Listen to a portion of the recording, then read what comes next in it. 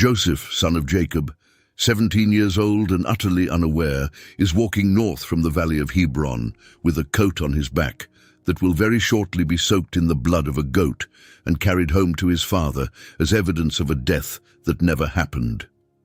He does not know this. He is walking through open country in the late morning, the sun climbing, the road unrolling ahead of him toward Shechem, where his brothers are supposed to be pasturing the flocks. And he is carrying nothing but a message from his father, and a few provisions, and the innocent confidence of a boy who has been told his whole life that he is loved. He is not walking toward his brothers. He is walking toward a pit, and then a caravan, and then a slave market, and then a house in a foreign city, and then a prison cell, and then, 13 years later, after every single thing he owns, and every relationship he has, and every expectation he holds has been stripped away from him piece by piece, toward a throne. He is walking toward the salvation of the entire ancient world, and he has absolutely no idea. That is where we begin. Not with the throne, not with the palace or the signet ring, or the chariot rolling through the streets of Egypt while men cry out before it. We begin with a 17-year-old boy on a road, carrying his father's love on his shoulders in the form of a coat, walking cheerfully and obliviously into the worst 13 years of his life. Because here is the question that this study exists to answer, and I want to name it plainly right at the start so you know exactly what we are doing together for the next several hours. The question is not whether God has a plan. Most of us can say that.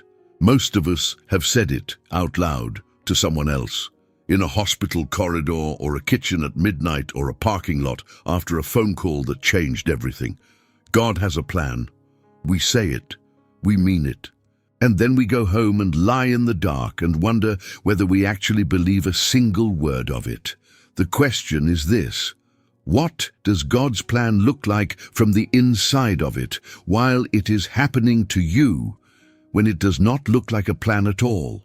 When it looks like betrayal, when it looks like injustice, when it looks like being forgotten by everyone who promised to remember you, when it looks like years piling up on years with no explanation and no reprieve, and no evidence that anyone in heaven has noticed you are still down here waiting. That is Joseph's story. And that is why Joseph's story has never stopped mattering. Because Joseph is not given a vision at the bottom of the pit.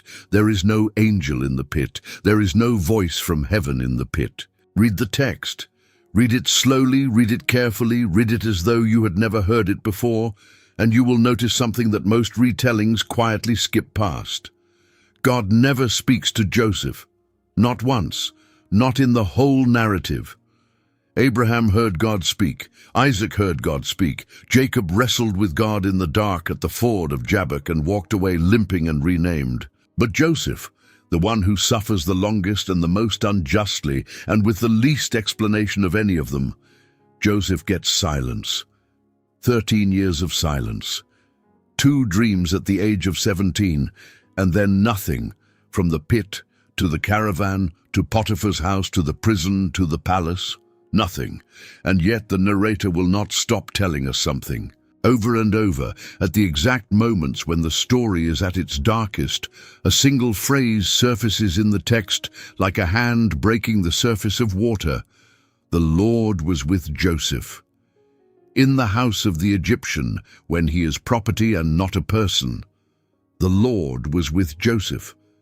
In the prison, when he has been falsely accused and thrown into the king's dungeon, and there is no lawyer and no appeal and no hope, the Lord was with Joseph. Joseph does not hear it. Joseph is never told it. The reader is told it. You are told it. And that gap, the gap between what Joseph experiences and what the narrator knows, is the entire spiritual architecture of this story, and it is the reason you are here. Because you are living inside that gap right now, every one of you. That is the human condition. You are inside a story whose narration you cannot hear. So over the next several hours, we are going to walk the whole road with him, all of it. We are not going to skip the ugly parts and land on the famous line at the end.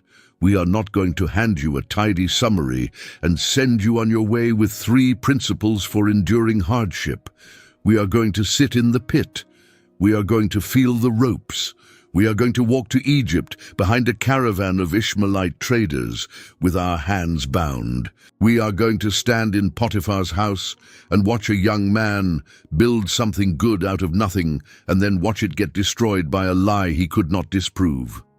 We are going to sit in a prison cell for years, counting the days, watching hope arrive, and then walk out the door and forget our name. And then we are going to stand in the throne room, and we are going to hear the words that everything in this story has been building toward, the words that reframe not just Joseph's suffering but yours.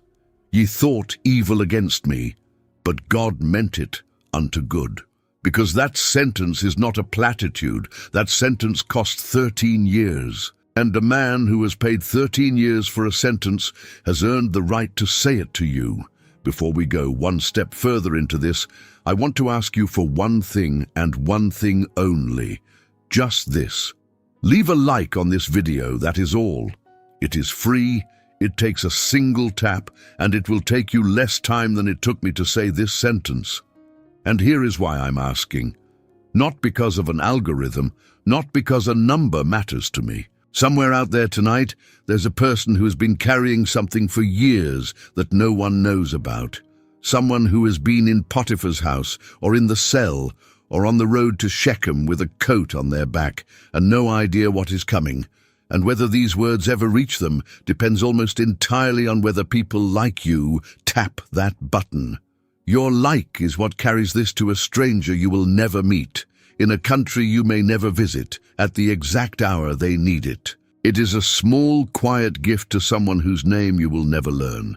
So if you would, tap the thumbs up just below this video. That is all it takes.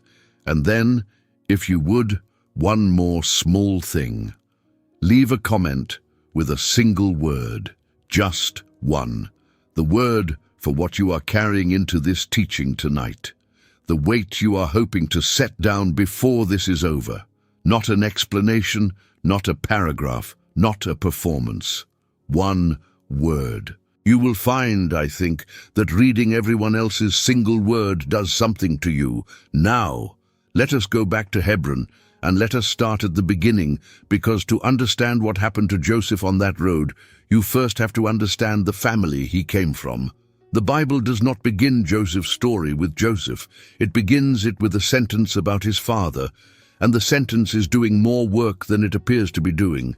These are the generations of Jacob. Joseph, being 17 years old, was feeding the flock with his brethren.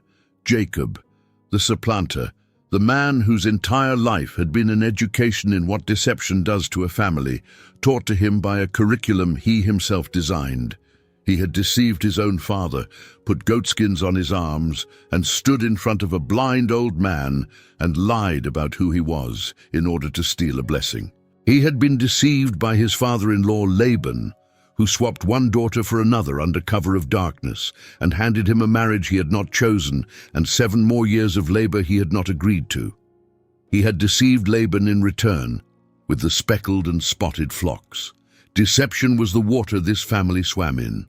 It was the family language. And now, at the beginning of Genesis 37, that language is about to be spoken back to Jacob one last time, with a goat and a garment, the exact instruments he had used on Isaac, and it is going to cost him 22 years of his life.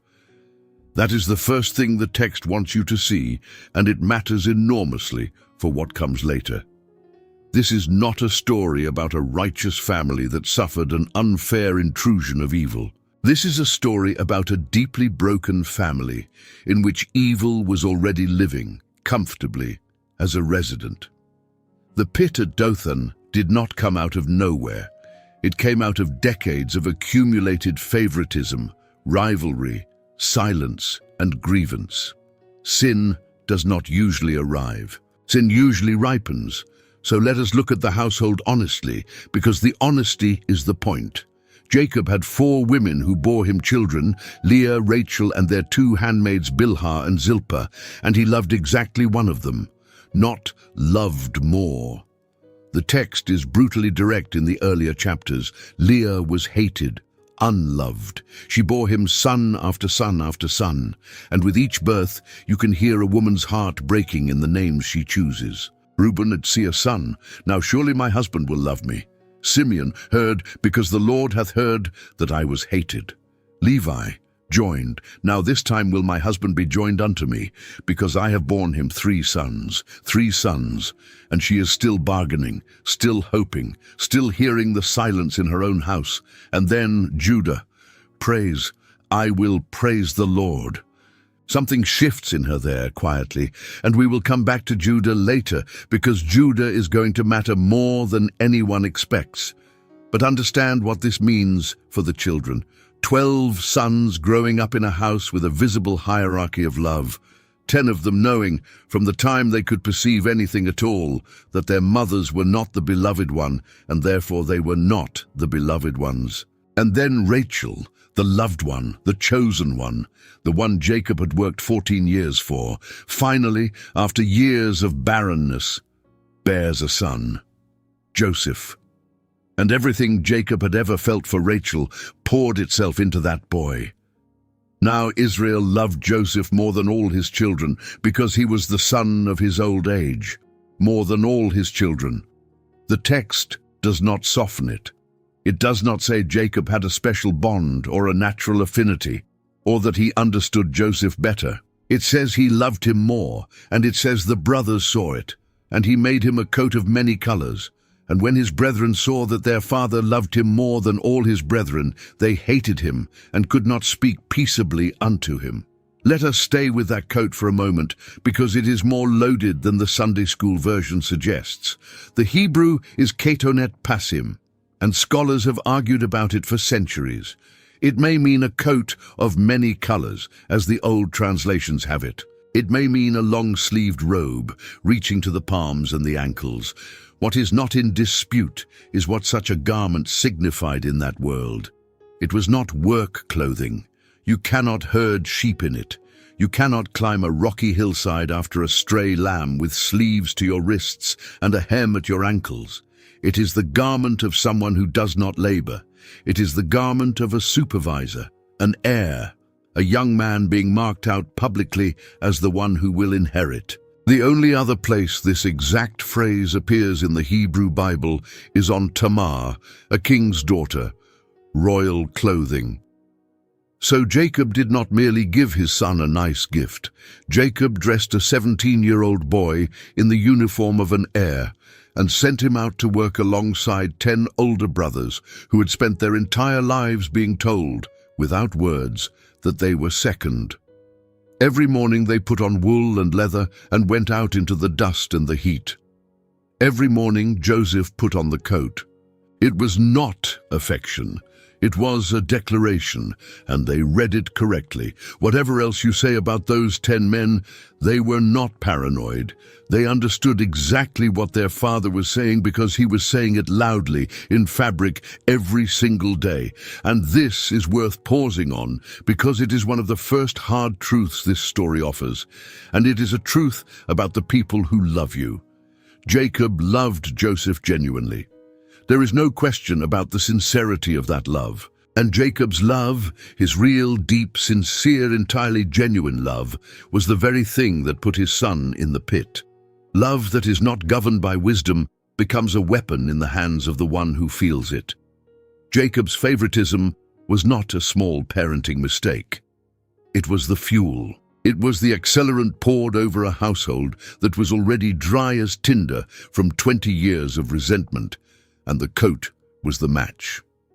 Some of you know exactly what I am describing because you grew up in that house. Not this house, but a house like it. You know what it is to be the one in the coat and to be hated for something you did not choose. Or, and this is the harder confession, you know what it is to be one of the 10.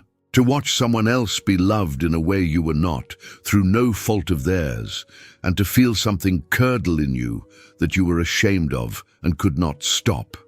The text is not asking you to pick a side.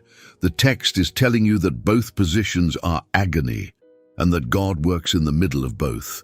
Now, into this household, God sends dreams.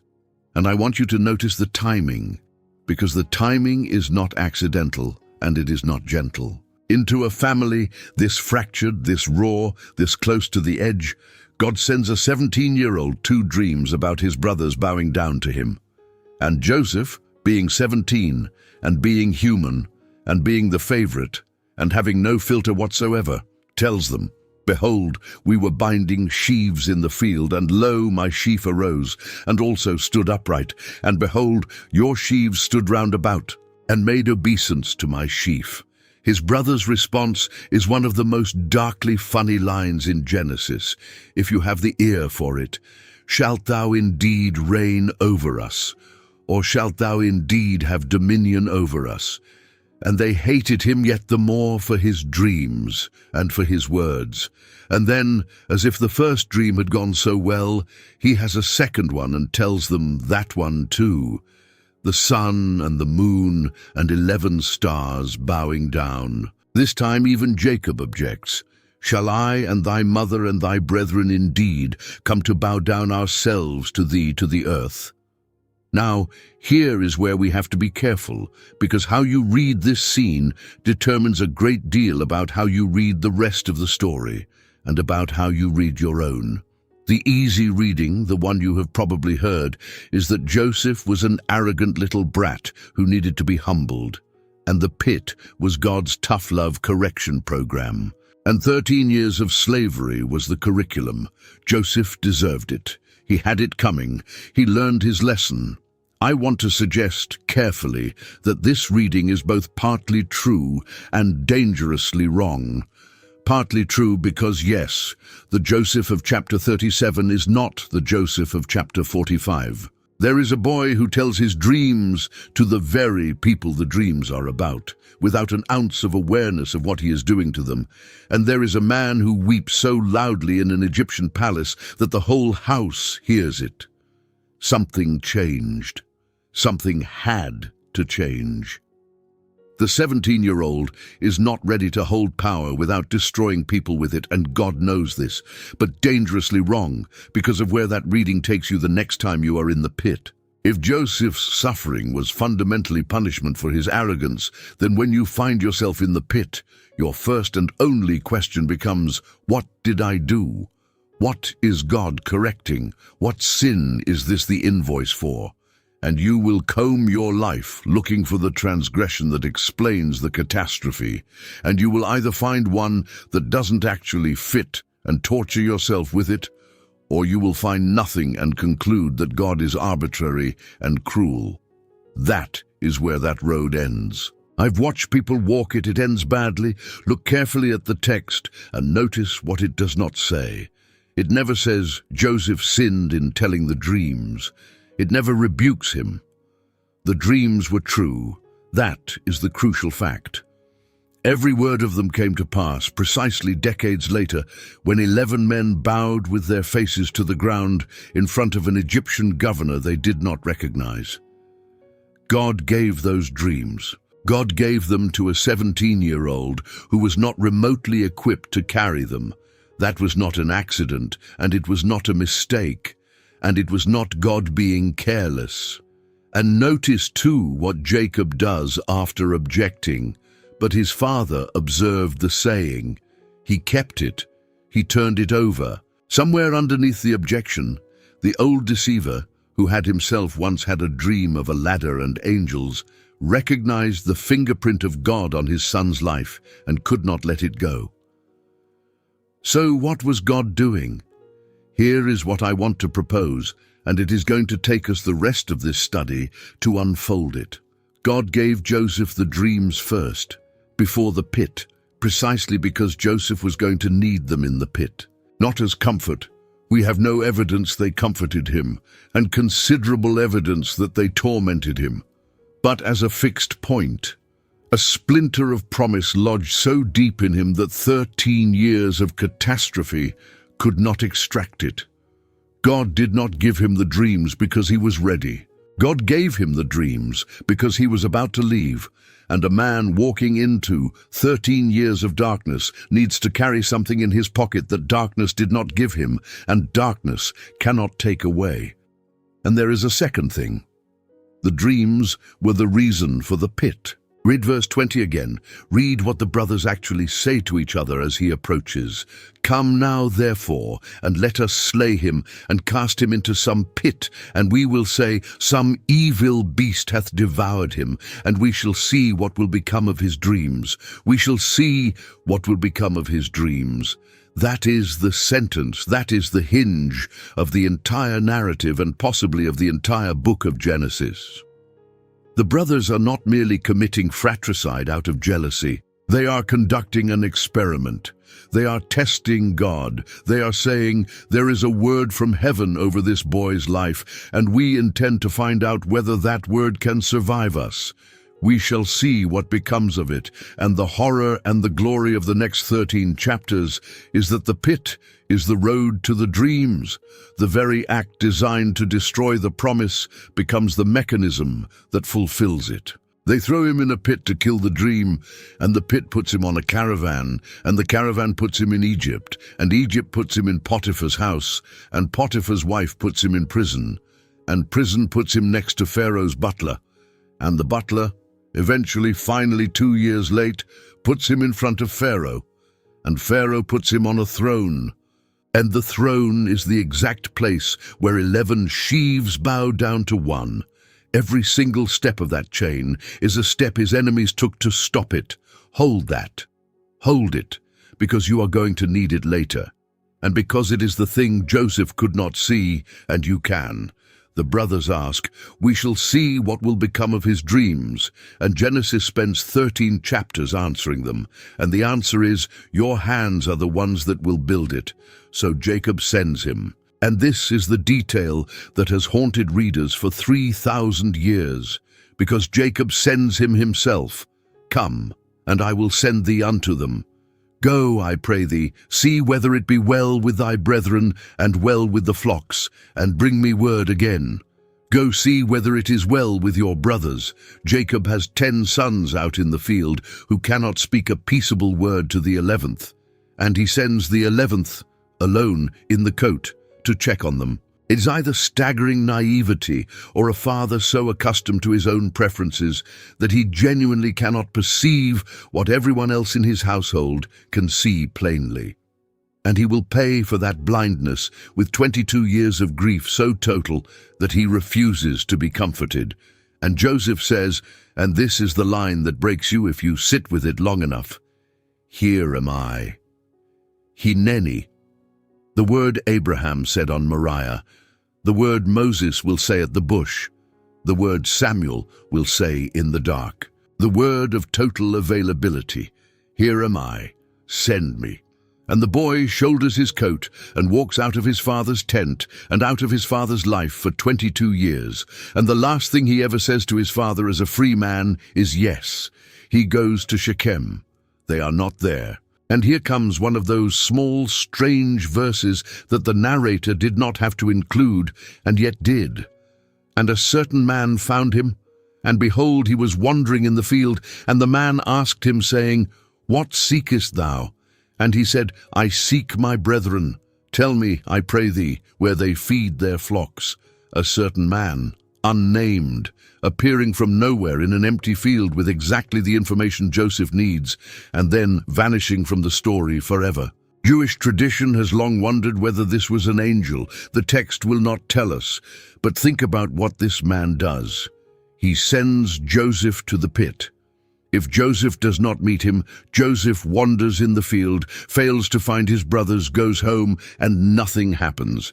No pit, no Egypt, no throne, no grain, no survival of the nation of Israel. This anonymous stranger, in one sentence, in one throwaway exchange in an empty field, is the hinge on which the entire redemptive history of a people turns, and he has no idea.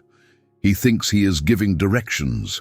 I have heard they are gone hence, for I heard them say, Let us go to Dothan. Let that sit on you for a moment, because it is one of the quiet doctrines of this book. You will never know which of your ordinary Tuesdays was the hinge. You will never know which conversation, which small kindness, which offhand piece of information you gave to a stranger in a field was the thing God used to move a nation. The man in the field does not appear again. He never learns. He dies without ever knowing. And the whole story runs through him. You may be the man in the field for someone this week. You will probably not find out. So Joseph goes to Dothan. And now the geography turns cruel, because Dothan sits on the trade route, the road that runs from Gilead down to Egypt. Of all the fields in Canaan, the brothers have moved to the one with a highway running past it. And they saw him afar off. Afar off. They can see him coming from a distance, and they know it is him. And how do they know? The coat. They can see the coat before they can see the face. And in the time it takes him to walk across that open ground toward them, and it must have been a long time, minutes and minutes of watching that garment approach, they have time to conspire. Behold, this dreamer cometh. Literally, in the Hebrew, this master of dreams. It is a sneer. Here comes the Lord of dreams. Come now, therefore, and let us slay him. And here Reuben intervenes. And Reuben is a study in himself, because Reuben is the man who almost does the right thing. He hears the plan, and he objects, "Let us not kill him. Shed no blood, but cast him into this pit that is in the wilderness, and lay no hand upon him." And the narrator tells us his motive, generously, that he might rid him out of their hands to deliver him to his father again. Reuben means well. Reuben has a plan. Reuben is going to come back later, secretly, and pull him out, and be the hero, and restore his standing with his father. Because Reuben, remember, is the firstborn who has already forfeited his place by sleeping with his father's concubine. And Reuben is desperate. So Reuben does the half measure. He does not confront. He does not say, "This is monstrous, I will not permit it," over my body. He negotiates the murder down to a slow one and leaves the scene. And while he is gone, they sell the boy. That is the entire tragedy of Reuben in one line. He was against it. He genuinely was. He objected internally. He softened the plan. He intended to fix it later. And he was not there when it counted. He comes back to the pit and finds it empty, and he rends his clothes, and he cries out, "The child is not, and I, whither shall I go?" And it is far too late. There is a warning in Reuben for people who consider themselves the good ones in a bad room. The private objection you never voice. The compromise you make to keep the peace, telling yourself you will undo it later. The moment you step away because the confrontation is too expensive. Reuben's conscience was intact. Reuben's conscience saved no one. Evil does not require your participation. It only requires that you leave the room for 20 minutes. So they strip him. And here is a phrase the text lingers on with terrible precision. They stripped Joseph out of his coat of many colors that was on him. The narrator says the coat twice, slowly, as though the camera were holding on it. Because the coat is the whole thing. The coat is his father's love made visible. The coat is the dream made cloth. They do not just take his freedom, they take the sign. They tear the love off his body first, and then they throw the body in a hole. And the pit was empty. There was no water in it. No water. Which means he did not drown.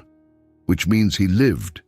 Which means he stood at the bottom of a dry cistern in the dark, with the walls higher than he could reach, and he screamed. We know he screamed. Not from chapter 37. Chapter 37 says nothing about it. And that silence is deliberate and awful. We know because 22 years later, in chapter 42, when these same men are standing in Egypt in trouble, it finally comes out of them. We are verily guilty concerning our brother, in that we saw the anguish of his soul when he besought us, and we would not hear. When he besought us and we would not hear, he begged. He was 17, and he was in a hole in the ground, and he begged his own brothers for his life, and they sat down to eat bread. That is verse 25. And they sat down to eat bread, and they lifted up their eyes and looked, and behold, a company of Ishmaelites came from Gilead. They ate lunch while he screamed. 10 men sitting in a circle, passing food, 20 feet from a hole with their brother's voice coming out of it. That is what the human heart is capable of, not monsters. Brothers, men who would go home to their wives that night and eat dinner and sleep. The most terrifying thing about Genesis 37 is not that it is barbaric. It is that it is ordinary. And then Judah sees the caravan, and Judah said unto his brethren, What profit is it if we slay our brother, and conceal his blood? Come, and let us sell him to the Ishmaelites, and let not our hand be upon him, for he is our brother and our flesh. Read that carefully. Judah's argument is not moral, it is financial, dressed in the language of morality. What profit is it? There is no money in a corpse. He is our brother and our flesh. He says the right words while proposing to sell the flesh he is invoking, and they do it. 20 pieces of silver. 20. The standard price of a slave in that period. The Torah will later set the value of a male between 5 and 20 years old at exactly 20 shekels. A boy is worth 20 pieces of silver, divided 10 ways, which is 2 pieces of silver each, 2 pieces of silver per brother. That is what he was worth to them, 2 shekels apiece. And with that transaction, Judah invents something the world has been perfecting ever since. The profitable compromise, the evil that is 1 degree less evil than the alternative, and therefore feels like mercy, and pays. Remember Judah, because Judah is going to come back. Judah is going to walk through his own private hell in chapter 38, his own sons dying, his own deception exposed by a daughter-in-law he wronged, the words that will nearly break him, "She hath been more righteous than I." And 22 years from now, in a room in Egypt, Judah is going to stand in front of a man he does not recognize and offer his own body as a slave in exchange for his youngest brother's freedom. The man who sold a brother for silver becomes the man who buys a brother back with himself. And out of Judah, not Joseph, will come the tribe of kings, and David, and eventually a descendant who will do the same thing on a much larger scale, on a hill outside Jerusalem, offer himself in exchange for his brothers. God does not waste anyone in this story, not even the one who set the price. They take the coat, they kill a goat, they dip the coat in the blood and send it to their father, and they do not even have the courage to lie to his face. They send it. And they say, "This have we found. Know now whether it be thy son's coat or no. Know now whether it be thy son's coat." They will not name him. They cannot say Joseph. They say thy son, the one you loved, the one you chose. 22 years of hatred are compressed into those 2 words. And Jacob knew it and said, "It is my son's coat. An evil beast hath devoured him. Joseph is without doubt rent in pieces." Here is the goatskin and the garment again. Here is Jacob, who once put goatskin on his own arms and stood before his blind father in his brother's clothes and lied about who he was. Now holding a bloody garment and being lied to by his own sons with the blood of a goat. He deceived with a garment and an animal. He is deceived with a garment and an animal. Genesis does not moralize. Genesis just puts the 2 scenes near each other and lets you feel the floor drop. And Jacob rent his clothes and put sackcloth upon his loins and mourned for his son many days. And all his sons and all his daughters rose up to comfort him, but he refused to be comforted. And he said, "For I will go down into the grave unto my son mourning." All his sons rose up to comfort him, the men who did it, standing around their father's bed, patting his shoulder, offering comfort for a grief they manufactured. For 22 years. 22 years of watching him weep at every anniversary, every family meal, every mention of the name, knowing every single time that the boy was alive and that a word from any one of them could end it, and not one of them ever said it. That is what unconfessed sin does to a family. It does not stay in the past. It becomes a permanent occupation, a full-time job, a lie that must be maintained daily for 2 decades. They did not sell their brother once. They sold him again every morning at breakfast for 22 years by saying nothing. And the chapter ends with one flat, devastating sentence. And the Midianites sold him into Egypt unto Potiphar, an officer of Pharaoh's and captain of the guard. That is it. No commentary, no lament, no theological explanation, just a location and an owner. The favorite son of Jacob, heir of the covenant of Abraham, carrier of the promise, is now a line item in an Egyptian's household accounts. He is 17. He has lost his family, his freedom, his country, his language, his name, his coat, and his future in the space of a single afternoon, and no one has explained anything to him, and no one is going to. This is the part of your story you are living in right now, some of you. Not the throne, not the reunion. The part where the chapter ends with a flat sentence and no explanation, and God has not said anything, and you are just sold, located, owned by circumstances you did not choose. Stay with me. Because the very next verse, the first verse of the next chapter of Joseph's life, contains 5 words that change everything, and they are the 5 words this whole study turns on. And the Lord was with Joseph. That is the sentence. 5 words in English, 3 in Hebrew, Vayehi Yetwh et Yosef, and it is the load-bearing wall of the entire narrative. And I want you to notice with great care where the narrator chooses to put it. He does not put it in Hebron, in the tent, when Joseph is loved and safe and wearing the coat. He does not put it at the end, in the palace, when Joseph is second in Egypt and everything has worked out and the sentence would cost nothing to believe. He puts it here, in the slave quarters, in the exact verse where Joseph becomes property. And the Lord was with Joseph, and he was a prosperous man, and he was in the house of his master, the Egyptian. Read those 2 clauses next to each other and feel how they grind against each other. He was a prosperous man, and he was a slave in a foreigner's house, both at the same time in the same sentence. The Bible refuses to let you separate them. This is where most of our theology quietly breaks, and I want to be honest about that rather than paper over it. We have been trained by 1,000 sermons and 100 worship songs and the whole ambient atmosphere of modern religion to read God's presence as a synonym for God's protection. If God is with me, then I will be safe. If God is with me, then the door will open. If God is with me, the diagnosis will come back clean, the job will come through, the marriage will hold, the child will come home. And so the logic runs backward with terrible efficiency.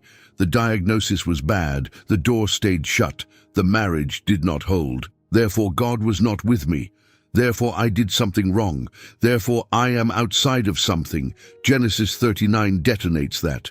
God is with Joseph and Joseph is a slave. God is with Joseph and Joseph will be falsely accused. God is with Joseph and Joseph will go to prison. And the narrator will say it again in the cell. The Lord was with Joseph. The presence of God did not prevent the pit. The presence of God did not prevent the sale. The presence of God did not prevent the prison. The presence of God is not a force field, it is a person. And here is what I want you to hear, because I think some of you have been quietly convicting yourself for years on a charge that heaven never filed. You have looked at the wreckage of something in your life and concluded, in the part of you that does not say these things out loud, that God's absence is the explanation. That if he had been there, this would not have happened. And so you have been carrying not only the loss, but the abandonment on top of it, grief with a theological rider attached, doubling the weight. Genesis says no. Genesis says the Lord was with Joseph in the slave quarters. It says it flatly, without embarrassment, without explaining how those two things fit together, because it is not interested in making you comfortable. It is interested in telling you the truth. The truth is that God's presence and your suffering are not mutually exclusive. They have never been. They were not on Golgotha either, and that is not a coincidence. And I want to stay here a moment longer because I think this is the single most misunderstood idea in the modern religious mind, and it has done an extraordinary amount of quiet damage. We have inherited a picture of God's presence that is essentially meteorological. God's favor is good weather. If the sun is out, he is pleased. If the storm comes, something has gone wrong between us. And so we spend our lives reading our circumstances the way ancient sailors read the sky, trying to infer the mood of the deity from the conditions of the day. And the result is that our sense of being loved by God rises and falls with things that have nothing whatsoever to do with whether God loves us. A good quarter, a clean scan, a child who calls, "He is with me," a layoff, a betrayal, a diagnosis, "He has withdrawn." And underneath it all, never quite spoken, sits the most corrosive belief a human being can hold, that the love of God is conditional on outcomes I cannot control. Genesis 39 will not let you have that. It puts the sentence in the wrong place on purpose. The narrator could have written the Lord was with Joseph anywhere in this narrative. He could have put it at the top of chapter 41 in the throne room, where it would have been obvious and cheap, and everyone would have nodded. Instead, he puts it here in the sentence where a 17-year-old becomes another man's property, and he puts it again in the prison, and the effect is a kind of theological detonation. Whatever God's presence is, it is not the absence of catastrophe. It is something else entirely, and it is available in places where catastrophe has already happened and is not going to be reversed. And notice the direction of the movement. The narrator does not say God visited Joseph in Egypt as though God were making a trip. He says the Lord was with Joseph. The phrasing implies accompaniment, not arrival. God did not meet Joseph in Egypt. God walked to Egypt with him. He was there on the road behind the caravan. He was there in the market when the price was agreed. He was in the pit on the day the brothers ate their bread 20 feet away, and he did not stop it, and he did not leave. That is a harder God to explain than the one who fixes things. It is also, I would suggest, the only God who is any use to you at 3 in the morning. Now watch what the presence of God actually does in Joseph's life, because it is not nothing. It is just not what we expected. And his master saw that the Lord was with him, and that the Lord made all that he did to prosper in his hand. His master saw it. Potiphar, an Egyptian, a polytheist, captain of Pharaoh's guard, a man with no theological framework for the God of Abraham whatsoever, looked at this Hebrew slave and drew a conclusion about the invisible. He could not see God. He could see Joseph. And what he saw in Joseph was so consistent, so competent, so unexplainable by ordinary means, that a pagan military officer concluded there was a deity behind it. Sit with that for a second. Joseph did not preach to Potiphar. There is no sermon recorded. There is no evangelistic conversation. There is a young man who had every conceivable justification for bitterness, doing his work, sorting grain, keeping accounts, managing a household in a language he had to learn from scratch, with such integrity and such excellence that his owner became a theologian. That is what God's presence looked like in a slave's life. Not escape, not rescue, not a miracle at the gate. Competence, integrity, and an inexplicable weight of blessing on ordinary labor in a place he never chose, doing work he never applied for a man who owned him. And I need to say something here that our culture will resist, and I want to say it gently, but I do not want to soften it into nothing. Joseph did excellent work as a slave, not as a career move, not because it was fair. There was no fairness available. He had been kidnapped and trafficked and sold, and the God he served had not said one word to him in explanation, and the situation was not going to be redeemed by his good attitude. And he did the work anyway, and he did it well. We tend to think of faithfulness as something you do when you can see it paying off. Joseph's faithfulness in Potiphar's house had no visible horizon. He was not building toward anything. As far as he could possibly know, this was his life now. He would be a slave in this house until he died in this house, and the accounts he kept, and the grain he tracked, and the excellence he poured into it would amount to nothing at all except a slightly better run estate for a man who bought him. He had no reason to believe otherwise, and he was faithful anyway. That is the difference between hope and strategy. Strategy is faithfulness with an expected return. Hope is faithfulness without one. Joseph had no strategy. He had a splinter of a dream from when he was 17, going quieter every year, and he had a God who had not spoken, and he had a set of accounts to keep, and he kept them well. Some of you are in Potiphar's house right now. You are doing work no one sees, in a situation you did not choose. That is not going to change, and there's no evidence that it matters. A marriage you are holding together alone. A parent you are caring for who no longer knows your name and will not get better and will not thank you. A job that is beneath what you trained for, that you took because the bills do not care about your dignity. A ministry with 11 people in it that will never grow. And you have started to wonder what the point of doing it well is, when doing it badly would produce the same visible result. The point is that the Lord is with you in it, and Potiphar is watching, and Potiphar does not know he is watching, and it worked. It came to pass from the time that he had made him overseer in his house and over all that he had, that the Lord blessed the Egyptian's house for Joseph's sake. Look at that. The Egyptian's house was blessed for Joseph's sake. A pagan household in a pagan empire receives the blessing of the God of Abraham, because there is one faithful slave in it. That is the Abrahamic promise operating. In thee shall all families of the earth be blessed. It is operating through a trafficked teenager who does not know it is operating. Joseph thinks he is running an estate. Joseph is fulfilling a covenant. And he left all that he had in Joseph's hand, and he knew not aught he had, save the bread which he did eat. Potiphar has stopped keeping track of anything except what is on his own plate. That is total trust.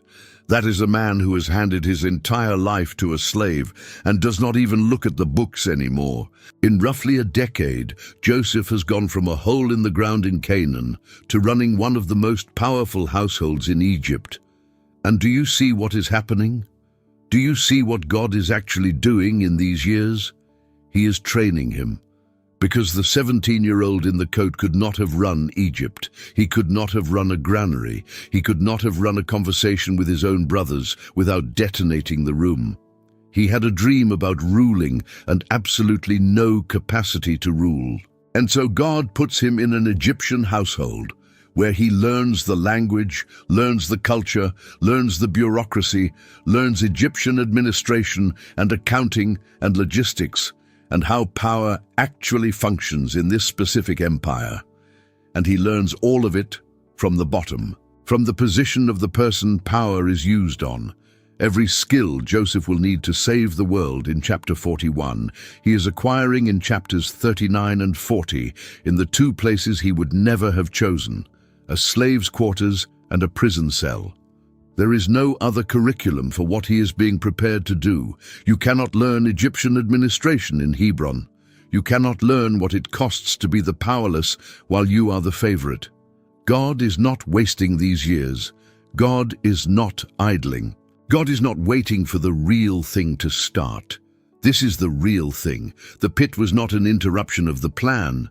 The pit was the first day of school, and I want to name the hard edge of that, because I do not want to sell you a comfortable version of this. It does not mean the evil was good. It does not mean the brothers were instruments doing God's bidding and therefore blameless. Joseph will say to their faces, decades later, "Ye thought evil against me." And he does not retract it. He does not soften it. He does not say, "It all worked out, so let's call it even." The evil was evil. It stayed evil. God did not need it, and God did not author it.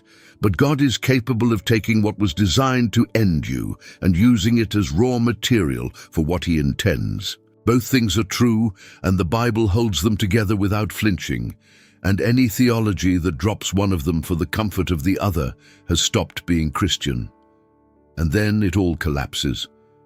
And it happened after these things that his master's wife cast her eyes upon Joseph, and she said, "Lie with me." The text is almost brutally brief about it. 2 words in Hebrew. No seduction scene, no build, no romance, a command, because that is what it is. This is not primarily a story about lust. This is a story about power. She is the mistress of the house and he is property. She is not asking. She has said the sentence 100 times to 100 servants, and the sentence has always worked because the sentence is not a request. And Joseph refuses. And look at how he refuses, because this is one of the great speeches of the Old Testament, and it is delivered by a slave to his owner's wife with his life in the balance. "Behold, my master wotteth not what is with me in the house, and he hath committed all that he hath to my hand. There is none greater in this house than I, neither hath he kept back anything from me but thee, because thou art his wife. How then can I do this great wickedness and sin against God?" 3 arguments. And watch the order. First, loyalty to Potiphar. This man trusted me with everything. Second, the boundary is not arbitrary. Thou art his wife. And third, the one that towers over the other 2. And sin against God. Against God. Not against Potiphar. Not against Egyptian law, not against his own future prospects. Now stop and consider what that sentence means from where Joseph is standing. He is speaking about a God who, from his experience, has done nothing for him. God did not stop the pit. God did not stop the caravan. God did not stop the sale. God has not spoken to him in 11 years. His father thinks he is dead. His brothers are living free lives in Canaan with his blood on their hands and no consequences at all. There is no evidence, none, zero, anywhere in Joseph's visible world that fidelity to this God pays. And in that condition, a slave with no rights, no witnesses, no prospects, and no explanation from heaven says, "How then can I do this great wickedness and sin against God?" That is not obedience for reward. There is no reward on the table. That is not obedience because it works. Nothing has worked. That is a man who has decided that God's character is a fact about the universe and not a function of his circumstances. That is faith with the incentives stripped out, which is the only kind that ever gets tested and the only kind that ever holds. And I want to press this because we live in a religious culture that has monetized the opposite. Obey and it will go well with you. Tithe and the windows of heaven will open. Stay pure and God will bring you a spouse. And the moment obedience stops producing returns, the whole structure implodes, and people walk away from God saying, "I did everything right and it didn't work." Which is, if you listen closely, an admission that they were never worshiping God. They were worshiping the returns. Joseph had no returns. Joseph had 11 years of contrary evidence. Joseph said no anyway, and she came at him day by day, day by day. This was not one moment of temptation resisted in a burst of heroism. This was a grinding daily siege. A woman with total power over his life, asking every single day, for however long this went on, and every single day he had to decide again. Nobody gets to make this decision once. He hearkened not unto her, to lie by her, or to be with her. He would not even be near her. He restructured his entire movement through the house to avoid a room. And then the day comes when the house is empty, and there was none of the men of the house there within. No witnesses, complete deniability, the perfect crime from a strictly practical standpoint. And she caught him by his garment, saying, "Lie with me." And he left his garment in her hand and fled, and got him out. He left his garment in her hand, and there it is again, the garment. Do you see it? For the second time in his life, Joseph loses everything through a piece of clothing torn off his body and used as false evidence against him. The coat was stripped from him and dipped in goat's blood and shown to his father. Know now whether it be thy son's coat. Now the robe is torn from him and held up in front of the household. See, he hath brought in an Hebrew unto us to mock us. Twice, the same weapon, the same mechanism, torn cloth, false testimony, a life destroyed. And I want you to notice what it means that he fled and left it. The garment was the evidence that would convict him, and he knew it, and he left it anyway, because staying to negotiate for it would have cost him more than the garment was worth. There is a whole doctrine of temptation in that. Some things you do not resist, some things you do not reason with, some things you do not stay in the room and argue about, because the argument is the trap. You run, and you let it have your coat, and you take the consequences of running rather than the consequences of staying. Joseph would rather be falsely convicted than truly guilty, and he made that trade in a fraction of a second, in an empty house, with no one watching. He got it right, and it destroyed his life. Say that out loud, because our theology needs to hear it. He got it right, and it destroyed his life. He passed the test, and the reward was prison. There is no verse in Genesis 39 where God shows up and vindicates him. There is no lightning. Potiphar's wife lies, and the lie works, and Joseph goes to the dungeon, and God says nothing. And this is precisely where people lose their faith. Not in the pit, but here. The pit you can blame on your brothers. But this, doing the right thing at enormous personal cost and being punished for it while God watches in silence, that is the thing that breaks people. Because now the accusation is not against your brothers. Now the accusation is against God. Notice the phrasing of the charge, by the way. She does not say Joseph. She says the Hebrew servant. See, he hath brought in an Hebrew unto us to mock us. She reaches instantly for the ethnic sneer, playing on the resentment she knows is already in that household toward the foreigner, her husband elevated over everyone. And notice, she implicates Potiphar too. He hath brought in, this is your fault, you brought him here. Even in her lie, she is punishing her husband. Nothing in this scene is clean. And Potiphar, his wrath was kindled, and he throws Joseph in prison. Here is a thing worth pausing on, because it is strange, and the strangeness is a mercy. The penalty for a slave who assaulted his master's wife in ancient Egypt was death. Immediate, unquestioned, unremarkable death. Potiphar was captain of the guard. The executioner's office was literally his. He could have killed Joseph in the courtyard that afternoon, and no one on earth would have thought twice about it. He put him in prison instead. And not just any prison, a place where the king's prisoners were bound. The political prison, the facility attached to the royal house, which is to say, the exact building where Pharaoh's own disgraced officials were kept. Why? Ask yourself, did Potiphar believe his wife? A man who had handed his entire estate to this slave, who had stopped counting his own possessions because the trust was total, is asked to believe that this man, on this one afternoon, threw all of it away. Perhaps his wrath was not kindled against Joseph at all. Perhaps he knew exactly what his wife was, and had known for years, and could not say so publicly without destroying his own household and his own honor in a society where such things mattered more than truth. So he does the thing men in his position have always done.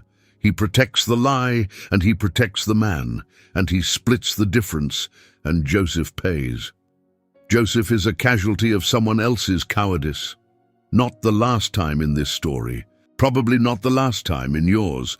And so Joseph goes to prison, innocent, convicted of the exact opposite of what he did, stripped for the second time, betrayed for the second time. And the narrator, having watched all of it, having watched the false accusation and the unjust conviction and the silence of heaven, writes one more time, in the dark at the bottom, "But the Lord was with Joseph. But the Lord was with Joseph, and showed him mercy, and gave him favor in the sight of the keeper of the prison." And so it begins again.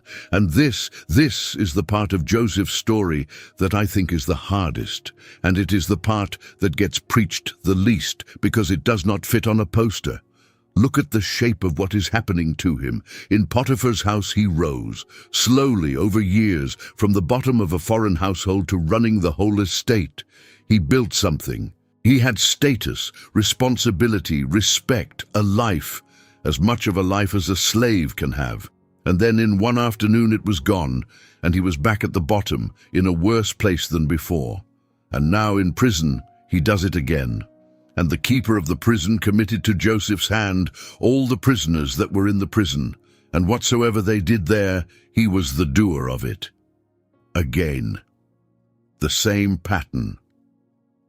He rises. He is competent, he is trustworthy, he is excellent, and the man in charge stops watching him because there is no need. The keeper of the prison looked not to anything that was under his hand, because the Lord was with him. Word for word, almost exactly what was said about Potiphar. He built the same thing twice in two different holes and lost it once already. Now here is what I want you to feel. And it requires you to stop reading this as a story you know the end of. Joseph does not know the end. Joseph, sitting in that prison, has now watched himself build a life from nothing and have it destroyed by a lie. Once. And he is now building it again.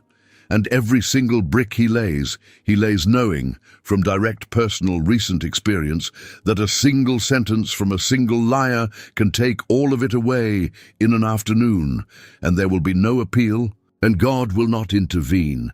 Do you understand how much harder it is to build the second time? The first time you are naive. The first time you do not know. But once you have watched it burn, once you have poured a decade of faithfulness into something and watched it evaporate because of someone else's lie, the second building requires a kind of courage the first one never did. Anyone can be faithful before they have been betrayed. Joseph is being faithful after. Some of you are there, not in the pit, past the pit. You are in the rebuilding, and it is not inspiring, and no one is applauding, and the thing that makes it almost unbearable is not the work. It is the knowledge. You know now. You know it can all be taken. You know that doing everything right guarantees nothing, and you are getting up and doing it right anyway. And that is not naive optimism. That is not positive thinking. That is one of the most genuinely heroic things a human being can do. And I want to say to you plainly, God sees it. The narrator is writing it down. The Lord is with you in the second building the same way he was in the first. And how long is he in there? The text does not tell us directly, but we can do the arithmetic.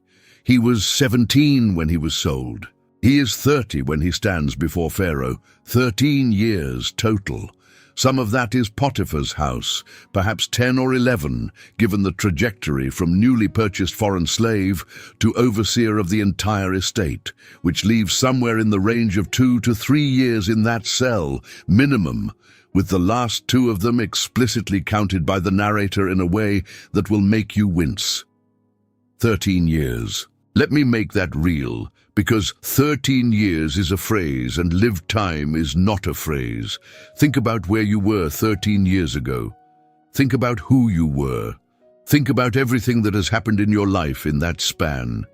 The people who have come and gone, the addresses, the jobs, the funerals, the children who were born and learned to walk and talk and read. That is how long Joseph was gone. That is not a season. That is not a rough patch. That is the entire arc of his 20s. The decade in which a man in that world would marry, have children, establish himself, build a name. All of it gone. Spent in a foreign house and a foreign cell, owned, forgotten, silent. Meanwhile, and this is the part that would poison anyone, his brothers are fine. They are in Canaan. They are marrying. They are raising children. They are eating dinner at their father's table. Nothing happened to them. There was no consequence, no exposure, no reckoning. The universe simply absorbed their crime and moved on, and they got to keep their lives, and Joseph got to lose his. And if there is a formula for producing bitterness in a human soul, that is it. My suffering is total and undeserved. Their guilt is total and unpunished, and God has said nothing about any of it. And this, right here, is where I want to put the question this whole study is circling, because I do not want to sail past it with a nice phrase. Where was God? Not rhetorically. Actually, where was he? Because Joseph is going to say, at the end, God meant it unto good. And that sentence is either the most important thing ever said about suffering, or it is an obscenity, depending entirely on whether it is true. And you cannot know whether it is true until you have let the question sit at full weight. Where was God when the ropes went around a 17-year-old and he was lowered into a dry cistern by his own brothers? Where was God when they ate lunch while he screamed? Where was God when a woman lied and a man believed her because it was convenient? Where was God for 13 years of silence? Genesis gives an answer, but it doesn't give it in the form of an explanation. And I think that distinction matters more than almost anything else in this study. The answer Genesis gives is not why. The answer Genesis gives is with. The Lord was with Joseph. That is the only thing the narrator will say, and he says it 4 times, and every single time he says it in a place of degradation. Never in the palace, only in the slave quarters and the cell. That is not the answer we want. I know it is not. We want the transcript. We want the memo from heaven explaining the strategic purpose of each year. Joseph never got that. And here is the thing that ought to stop us cold. Joseph never got it even at the end. Even in chapter 50, when he says God meant it unto good, he is not reciting an explanation he was given. He is offering an interpretation he arrived at decades later, looking backward, from a place he could never have anticipated. Nobody ever told Joseph why. He figured out what it was for, and he did it in retrospect. And even then, he did not get an accounting of the individual years. You will probably not get the transcript either. I am not going to promise you one. What Genesis promises is not an explanation. It is a presence, and a claim about what that presence is doing with the wreckage while you cannot see it. And now, the butler and the baker. And it came to pass after these things that the butler of the king of Egypt and his baker had offended their lord, the king of Egypt. And Pharaoh was wroth against 2 of his officers. 2 of Pharaoh's household officials fall from favor and land in the same prison. And who is assigned to look after them? And the captain of the guard charged Joseph with them, and he served them. He served them. The Hebrew word is the same root used for ministry, for attendance. A Hebrew slave, unjustly imprisoned, waiting on 2 Egyptian aristocrats who are in this cell for a season and will probably go home.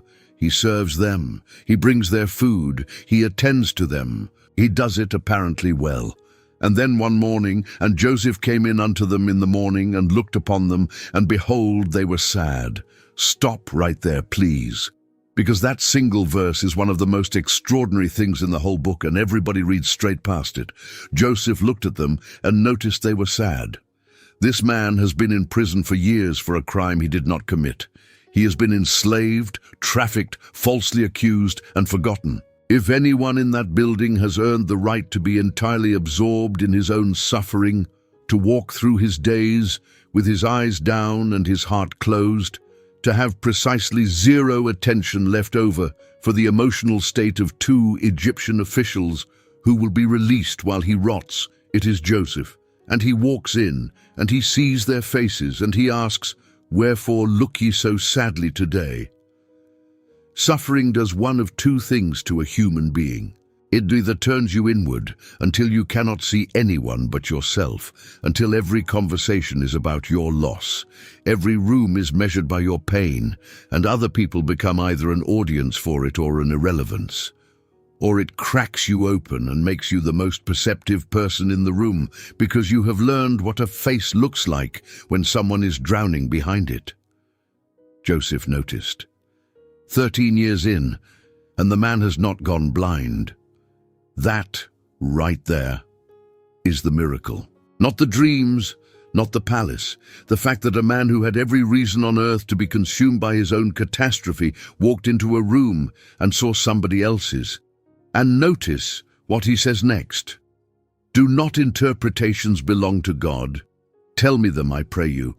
Interpretations belong to God. Here is a man whose entire disaster began with dreams, whose own 2 dreams put him in this cell, whose brothers sneered, "Here comes the master of dreams," as they planned his death.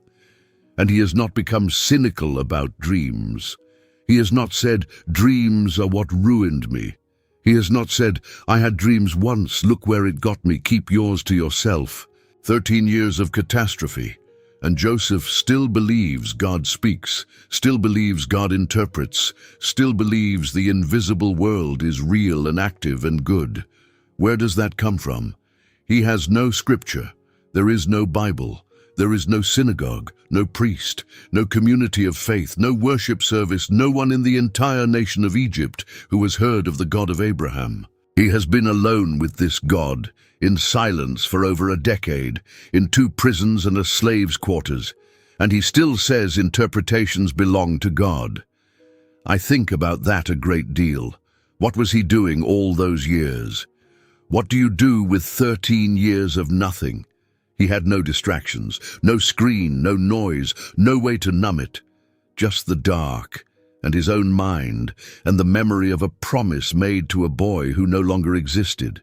And somewhere in there, in a way the text refuses to describe, and I think the refusal is deliberate, he built something.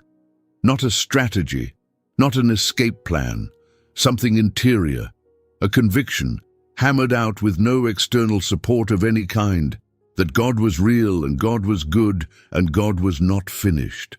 That is the real work of the 13 years. Egypt is teaching him administration. The silence is teaching him God. And so he interprets the butler's dream, 3 branches, 3 days, restoration. And Joseph tells him the good news, and here is the first crack in the granite, the first time in the entire narrative that we hear Joseph ask for anything at all. But think on me when it shall be well with thee, and show kindness, I pray thee, unto me, and make mention of me unto Pharaoh, and bring me out of this house. For indeed I was stolen away out of the land of the Hebrews, and here also have I done nothing that they should put me into the dungeon. Think on me, remember me, mention me. That is Joseph's only recorded prayer in the entire narrative. And it is addressed to a cupbearer. He does not ask God, he asks a man. And I do not say that as an accusation. I say it because it is unbearably human, and it is the most relatable thing he does. 13 years of silence from heaven, and when a door finally cracks open, Joseph does not lift his eyes up. He grabs the sleeve of the person nearest the exit. Remember me, please. I was stolen. I did nothing. Just say my name to someone who can do something. Have you ever been there?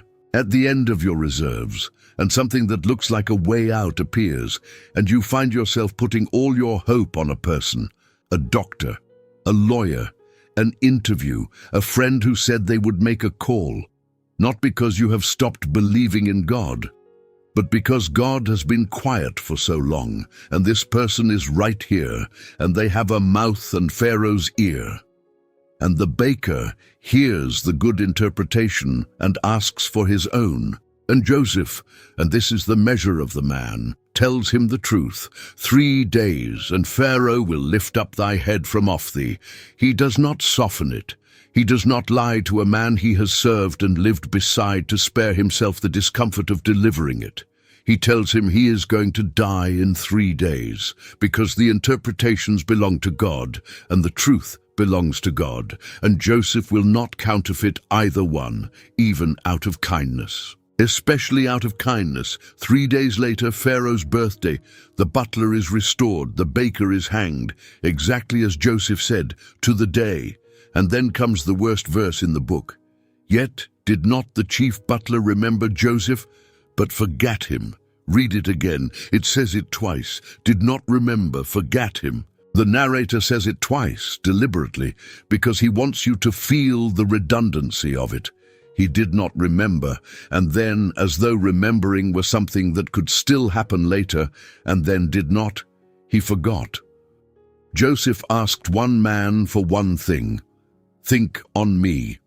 Say my name. And the man walked out of that prison into the sunlight and into his old job and his old wine cups and his old life, and he never thought about him again.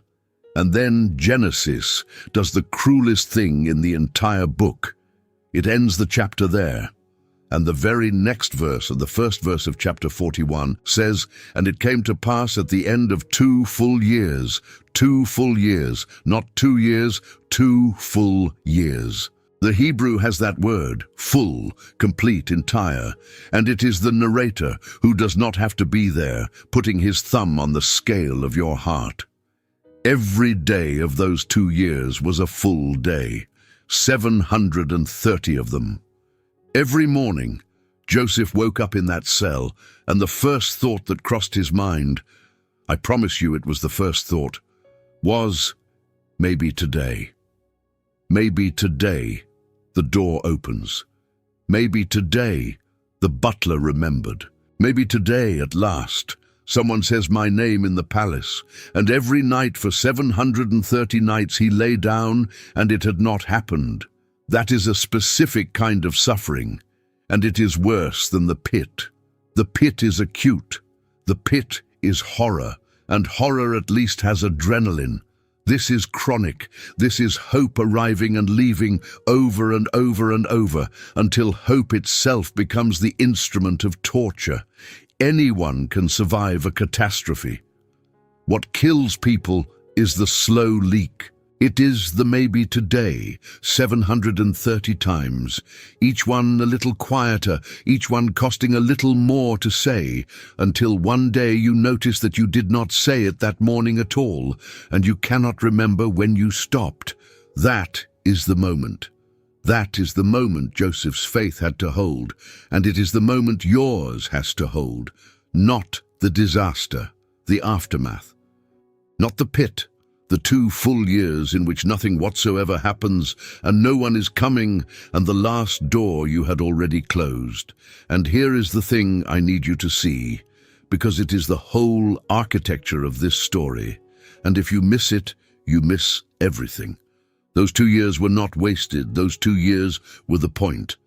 Because, think about it, what if the butler had remembered?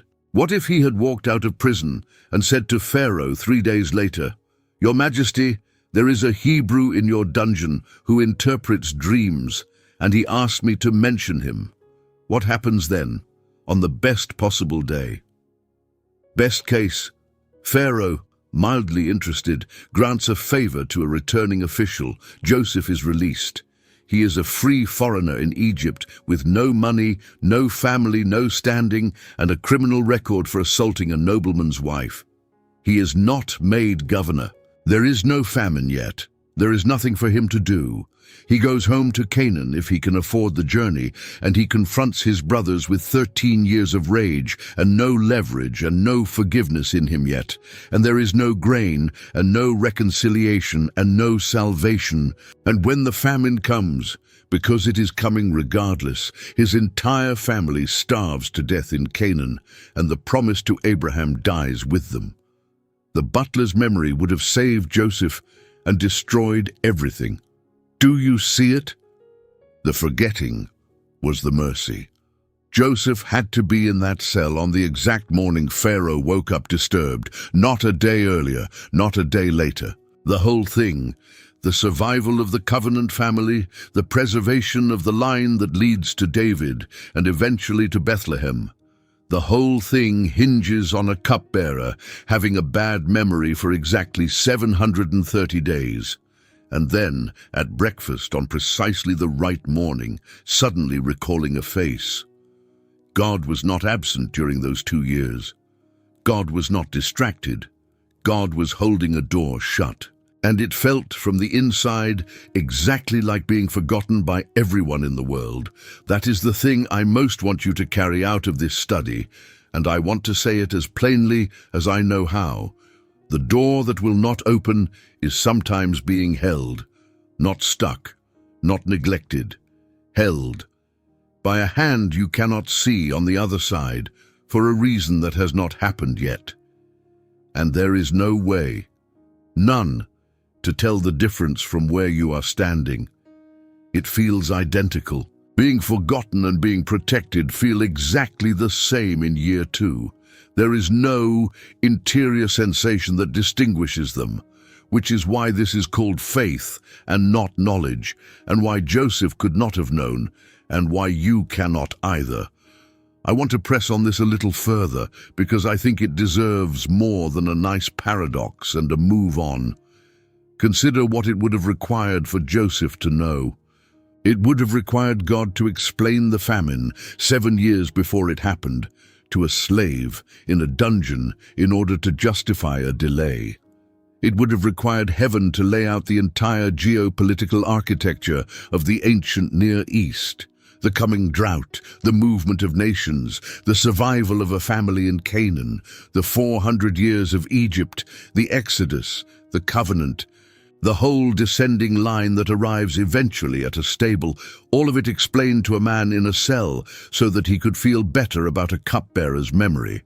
That is what God, tell me why, is actually asking for. Not a sentence, the whole tapestry, viewed from the front, from the only vantage point that exists, which is God's, and which is by definition not available to you, because if it were available to you, you would be God, and none of this would be necessary. We ask for the why, and we imagine it would satisfy us. I am not sure it would. I have watched people receive explanations for their suffering, real ones, true ones, years later, and I have watched the explanation land and do almost nothing, because the explanation was never actually what the wound was asking for. The wound was not asking for information. The wound was asking whether it was alone. And that is the thing Genesis answers 4 times in the worst rooms of the story. The Lord was with Joseph, so the 2 years pass.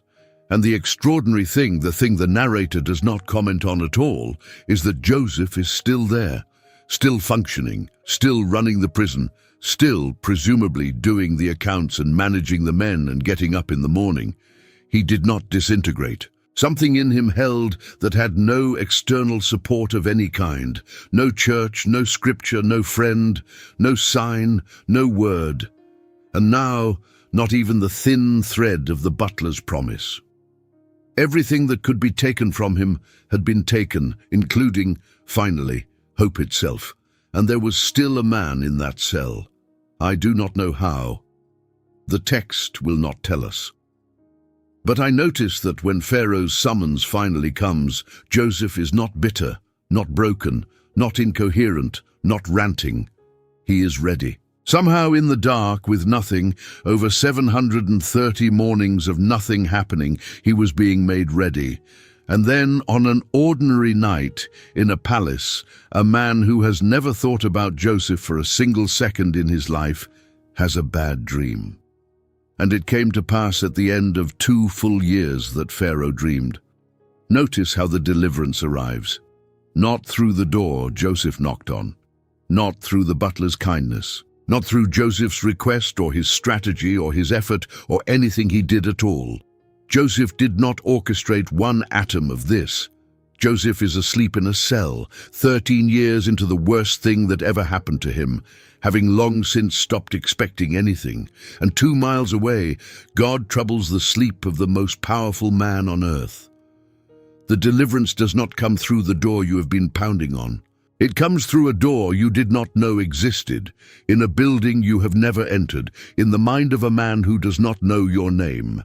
Pharaoh dreams of 7 fat cows, eaten by 7 gaunt ones, and 7 full ears of grain devoured by 7 withered ones. And he wakes up shaken, and his spirit was troubled. And he sent and called for all the magicians of Egypt, and all the wise men thereof. And Pharaoh told them his dream. But there was none that could interpret them unto Pharaoh. None of them.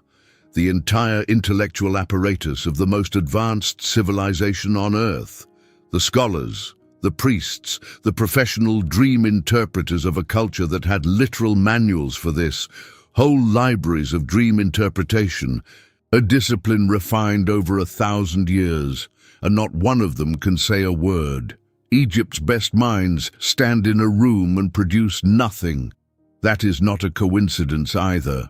God shut their mouths the same way he shut the butler's memory. The stage has to be completely empty before the right man walks onto it, and then the butler remembers. Then spake the chief butler unto Pharaoh, saying, I do remember my faults this day. I do remember my faults this day. What a sentence! He does not say, I remember Joseph. He says, I remember my faults, meaning his own imprisonment, his own disgrace, his own story. And oh yes, incidentally, there was a Hebrew there. He remembers Joseph only as a footnote to his own biography. There was with us there a young man, an Hebrew, servant to the captain of the guard. A young man, an Hebrew, a servant, 3 dismissals in a single line. He does not even use his name.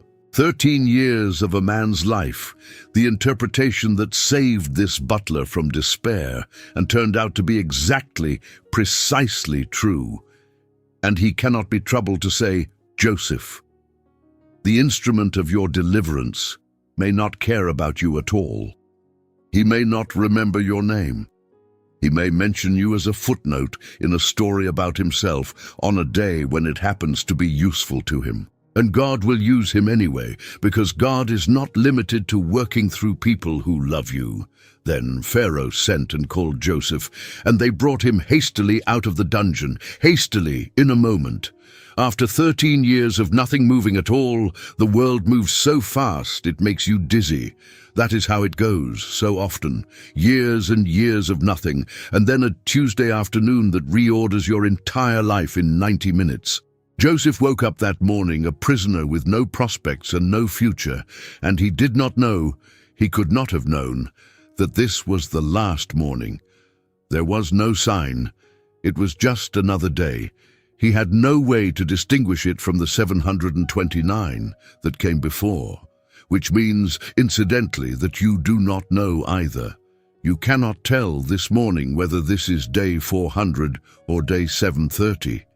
It looks the same either way. That is not a comfort exactly, but it is a true thing, and true things hold weight that comforting things do not.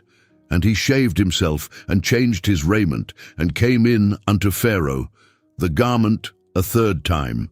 They shaved him, Egyptian custom. Hebrews wore beards, Egyptians did not.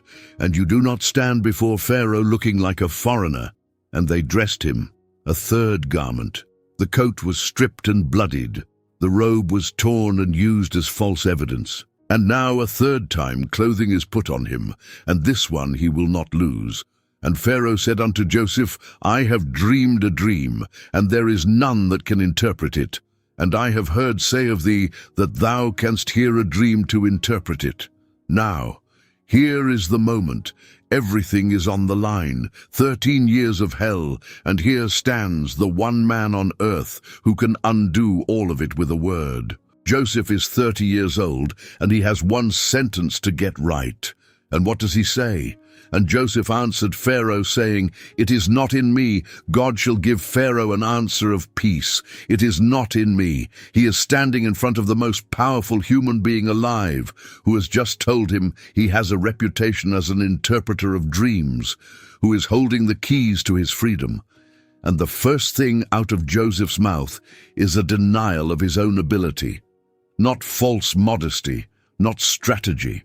He tells a god-king to his face in the throne room of Egypt that the answer is going to come from a god Pharaoh has never heard of, and that Joseph himself has nothing to do with it. 13 years earlier, a boy stood in a tent and could not stop talking about his dreams and what they meant about him. Now a man stands in a palace and the first thing he says is, "It is not in me." There is the whole 13 years right there in one sentence. That is what the pit was for. That is what Potiphar's house was for. That is what the cell and the forgetting and the 2 full years were for. Not to break him, to hollow out the place where the ego was, so that when the power finally came, it would have nowhere to lodge. Because here is what nobody tells you about the throne. The throne would have killed him. The 17-year-old who told his brothers about the sheaves would have been given absolute power over the food supply of the ancient world, and he would have been a monster within a year. Absolute power does not create character. It reveals it, and then it magnifies it. And there was not enough character in that boy to survive the magnification. God had 13 years of work to do on a man before he could safely answer his prayer. I want to say that again, slowly, because for some of you, it is the whole reason you're listening tonight. God had work to do on the man before he could safely give him what he had promised him. The delay was not indifference. The delay was construction. The dream was real. The dream was always real. The dream was never in question, was never in. What was in question was whether the dreamer would survive its fulfillment. And there is a mercy in that which is almost too heavy to look at directly. Sometimes the reason the answer has not come is that the answer would destroy you today. And God is not willing to destroy you in order to be prompt, Joseph interprets. 7 years of plenty, 7 years of famine. The doubling of the dream means the thing is established by God, and God will shortly bring it to pass. And then, without being asked, without being invited, entirely unprompted, Joseph does something extraordinary. He gives Pharaoh a policy proposal. Now therefore, let Pharaoh look out a man discreet and wise, and set him over the land of Egypt.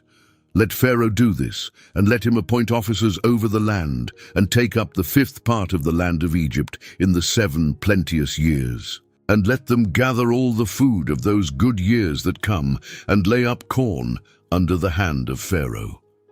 A prisoner, 5 minutes out of the dungeon, is telling the king of Egypt how to restructure the national economy.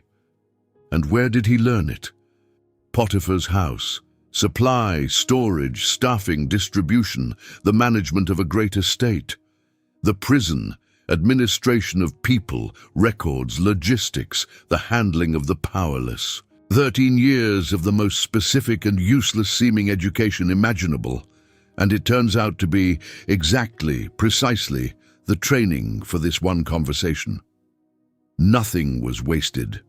Not 1 year, not one skill, not one humiliating, invisible, thankless task in a foreign kitchen or a dungeon storeroom. It was all curriculum. And Pharaoh said unto his servants, "Can we find such a one as this is, a man in whom the Spirit of God is?" The pagan king says it, just like Potiphar said it. The Egyptians keep seeing God in this man that God has not spoken to in 13 years. That is the strange comedy of it. Everyone can see the presence of God on Joseph's life, except Joseph. And Pharaoh said unto Joseph, "Forasmuch as God hath showed thee all this, there is none so discreet and wise as thou art. Thou shalt be over my house, and according unto thy word shall all my people be ruled. Only in the throne will I be greater than thou." In a single conversation. From the dungeon to the 2nd highest office in the world's greatest empire, in the span of one morning. And Pharaoh took off his ring from his hand, and put it upon Joseph's hand, and arrayed him in vestures of fine linen, and put a gold chain about his neck. And he made him to ride in the 2nd chariot which he had, and they cried before him, "Bow the knee, bow the knee." 13 years ago, 10 men laughed at a boy and said, "Shalt thou indeed have dominion over us?" And they sold him for 2 shekels each to stop it. And now heralds run ahead of his chariot through the streets of Egypt, shouting at an entire nation to bow. The dream was true. The dream was always true. It was true in the pit. It was true in the slave market. It was true in Potiphar's house, and it was true in the cell, and it was true on every one of the 730 mornings the butler forgot. Truth does not require your circumstances to cooperate with it. The dream was never waiting on Joseph's situation to validate it. The situation was waiting on the dream. And then 2 verses that most people skip, and they may be the most emotionally important verses in the entire chapter. And unto Joseph were born 2 sons before the years of famine came, which Asenath the daughter of Potiphera, priest of On, bare unto him.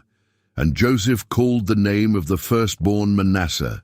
For God, said he, hath made me forget all my toil, and all my father's house. And the name of the second called he Ephraim, for God hath caused me to be fruitful in the land of my affliction. Manasseh, forgetting; Ephraim, fruitful. Look at what he is doing. He is naming his children after his healing. Every time he calls his son to dinner for the rest of his life, he is saying out loud the thing God did in him. Manasseh, come here, forgetting. Ephraim, come here, fruitful. He's building his testimony into the daily vocabulary of his household. And look at the theology in those names, because it is precise and it is hard-won, and it is not what you would expect. Manasseh, God hath made me forget all my toil and all my father's house. That is not amnesia. Joseph has not forgotten his family. He will recognize his brothers instantly, and he will weep so hard the Egyptians hear it through the walls. This is not the erasure of memory. This is the removal of its power. The memory is still there. The wound is closed. It is the difference between a scar and an open cut. Both are the record of an injury, but only one of them still bleeds when the weather changes. And notice, God hath made me forget. He does not say, I chose to move on. He does not say, I worked through it. He does not say, time healed it. God did it. Joseph could not stop the 13-year loop in his own head. God stopped it. Some of you have been trying to forgive by force of will for years, and you cannot do it, and you have concluded that you are a spiritual failure. Joseph could not either. It took God, and it took 13 years, and it took, apparently, a wife and a child, and the slow accumulation of a life on the other side of the wound. You cannot white-knuckle Manasseh. You can only receive him. And then Ephraim, God hath caused me to be fruitful in the land of my affliction, not in spite of the land of my affliction, in it. He does not say, God brought me out of the land of my affliction and made me fruitful somewhere better. Egypt is still Egypt. It is still the place they sold him to. Every street he rides down in that chariot is a street in the country of his slavery. The palace is in the same nation as the prison. He is fruitful in the land of his affliction, and he will never live anywhere else. He will die in Egypt. He will be embalmed in Egypt. Joseph never goes home. Let that land. This is not a story where the man gets his old life back. Joseph never returns to Canaan. He never gets his 20s back. He never gets an apology from Potiphar. He never sees his mother again. Rachel is long dead. Restoration in this story does not mean rewind.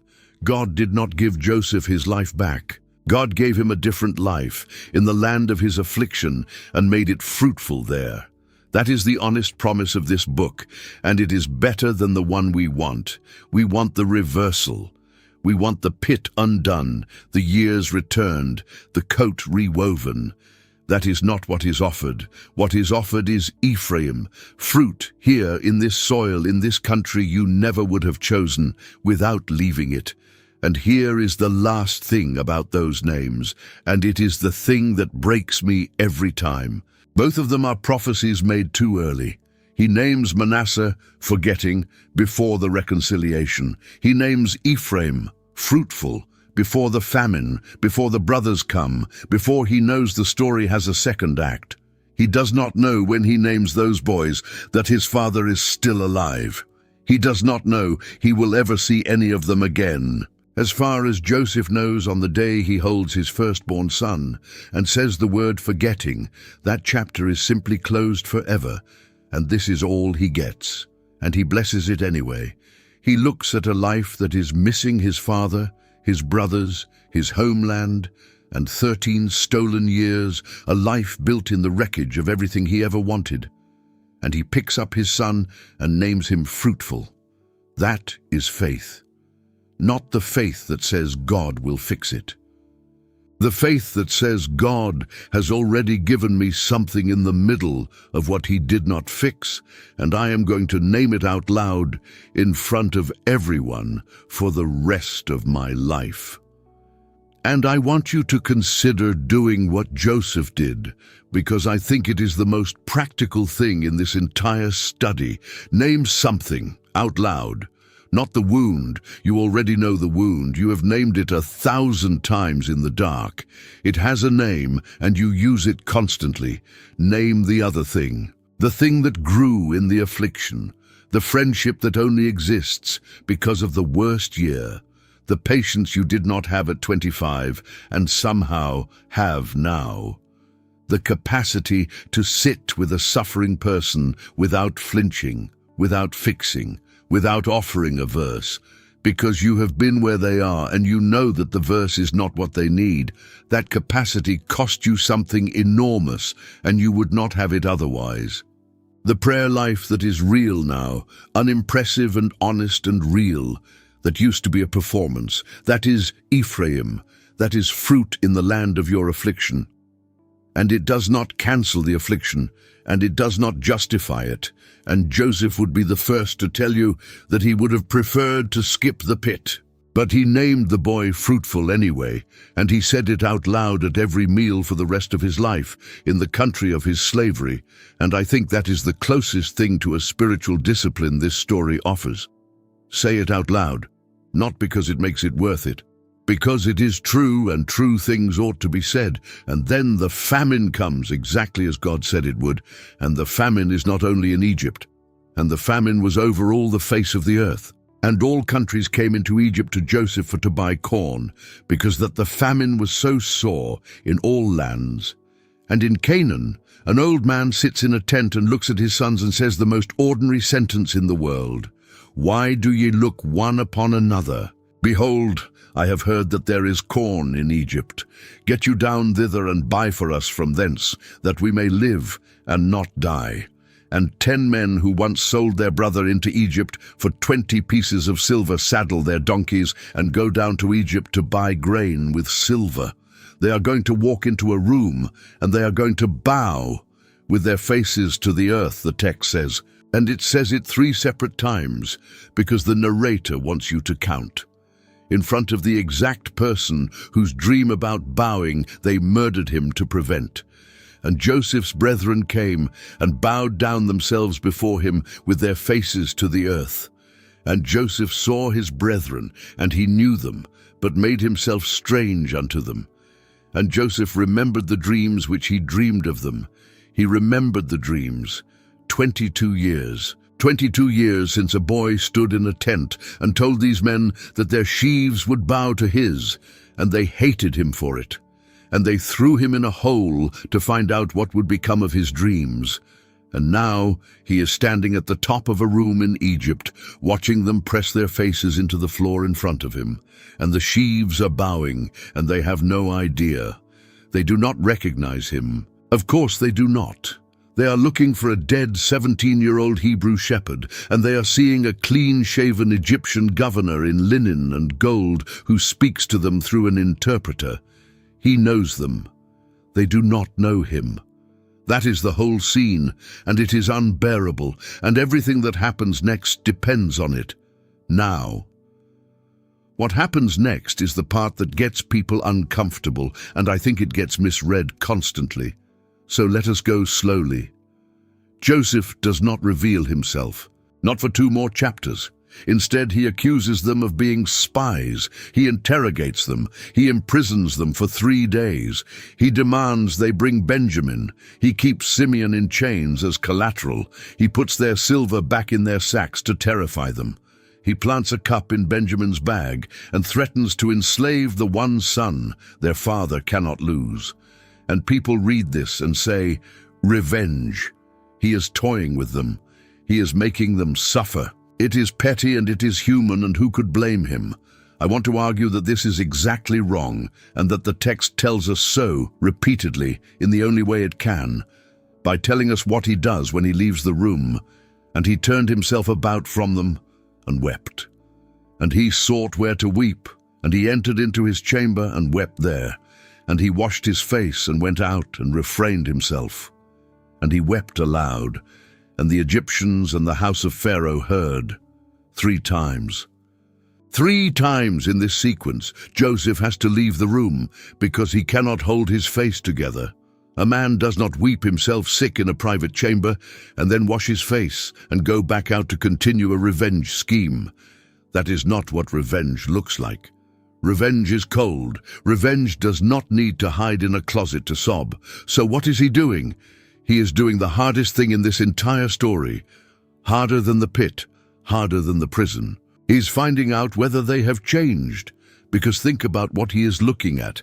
He's looking at the men who put ropes on him, and he now has, for the first time in 22 years, absolute power over them. He could have them executed in an afternoon. He could enslave them. He could send them home empty and let them starve, and it would be legal, and it would be just, and no one in Egypt would blink. And he has a father he has not seen in 22 years, and a younger brother, Benjamin, Rachel's other son, the only full brother he has, who was a small child when he left. And here is the question that is tearing him apart in that chamber. Are they the same men? Because if they are the same men, then Benjamin is in danger. If they sold one favorite son for silver, and the old man has now transparently transferred all that favoritism onto the last surviving son of Rachel, and he has, that is exactly what has happened, then Benjamin is walking the same road Joseph walked, and it is only a matter of time. Joseph is not designing a punishment. He is designing a test, and the test is exquisite because it is a perfect reconstruction of the original crime. Watch. He engineers a scenario in which the brothers have a choice. They can walk away free back to Canaan with grain and silver and their lives. And all they have to do is leave Rachel's favorite son behind in Egypt as a slave. Abandon the favored younger brother to slavery in Egypt and go home to their father and explain it however they like. That is not a random test. That is the exact same decision, in the exact same currency, with the exact same victim profile 22 years later. Joseph has rebuilt the pit and put them back in front of it to see what they will do this time. And that is why he cannot simply forgive them at the door. Not because he is withholding, but because forgiveness and reconciliation are not the same thing. And anyone who has confused the two has been hurt by the confusion. Forgiveness is what Joseph does alone in the chamber, weeping. It is between him and God, and it does not require them at all. Reconciliation requires 2 parties. Reconciliation requires knowing whether the person who hurt you is still the person who hurt you. And Joseph, who has power, who has every option, who could crush them or embrace them, takes the harder third road. He finds out. This matters enormously for some of you. And I want to say it plainly. You have been told that if you have forgiven someone, you must restore them to their former place in your life, immediately and without condition, and that any hesitation is bitterness. That is not in this book. Joseph forgave them in the chamber and tested them in the throne room, and both of those were love. It is not unforgiveness to find out whether someone has changed. It is wisdom. And in Joseph's case, it was the only thing standing between Benjamin and a caravan. So watch what the test surfaces. The first thing that comes out of them before Joseph has accused them of anything but spying is this, spoken to each other in Hebrew, in front of a man they believe cannot understand a word. And they said one to another, "We are verily guilty concerning our brother, in that we saw the anguish of his soul, when he besought us, and we would not hear. Therefore is this distress come upon us." 22 years, and the very first thing that surfaces under pressure is Joseph. Not the accusation of spying, not the strangeness of the Egyptian. Joseph. It has been sitting in them the entire time, every day, for 2 decades, the sound of a boy begging from the bottom of a cistern while they passed the bread. They never forgot, not for one day. That is what guilt does. It does not fade, it waits. And the moment the pressure comes, 22 years later in a foreign country, it comes up whole and intact and word for word, complete with the detail they had never said out loud to anyone. We saw the anguish of his soul, and we would not hear. And Reuben, poor Reuben, still the man of the too late conscience, says exactly what you would expect him to say. "Spake I not unto you, saying, Do not sin against the child, and ye would not hear? Even now, even here, I told you so. I was against it." Reuben is still, 22 years later, defending his own record. And Joseph, standing there, understanding every syllable, hears all of it. And he turned himself about from them and wept. Now come to the second journey, and to Judah, because this whole story, which looks like it is about Joseph, turns out to have a second protagonist, and his name is Judah. Judah is the one who said, "What profit is it if we slay our brother?" Judah is the one who priced him. Judah invented the transaction, and Jacob will not let Benjamin go, and the famine grinds on, and the food runs out, and finally Judah stands up in front of his father and says something that Reuben could never have said. Reuben had already tried, and what he offered was grotesque. "Slay my 2 sons if I bring him not to thee." That is Reuben all over, an offer that is dramatic, useless, and costs him nothing that he values as much as his own standing. Jacob does not even answer him, and Judah said, "Send the lad with me, and we will arise and go, that we may live and not die, both we and thou, and also our little ones. I will be surety for him. Of my hand shalt thou require him. If I bring him not unto thee, and set him before thee, then let me bear the blame forever. I will be surety for him. Put it on me." And then the trap springs. The cup is found in Benjamin's sack, planted there, of course, by the man who is watching. And the Egyptian governor announces the sentence, and the sentence is perfectly designed. "The man in whose hand the cup is found, he shall be my servant. And as for you, get you up in peace unto your father." There it is. That is the offer. Go home in peace. Leave the boy. Just walk away.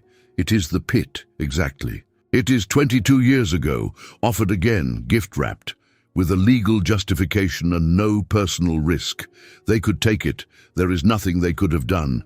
The cup was in his sack. The law is the law. The governor is being generous, letting the rest of them go. They could ride home to Canaan and tell Jacob that Benjamin was caught stealing, and there was nothing anyone could do, and it would even be true. And what do?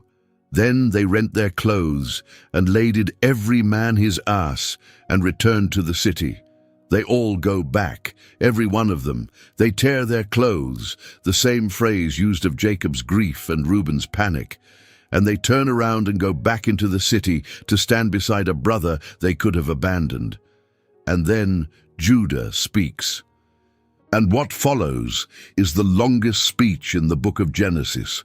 And I think it is the most beautiful thing any human being says in the entire Old Testament. He recounts everything: the father, the old man, the boy, the brother that is dead. And then he arrives at it. "Now therefore, when I come to thy servant my father, and the lad be not with us," seeing that his life is bound up in the lad's life.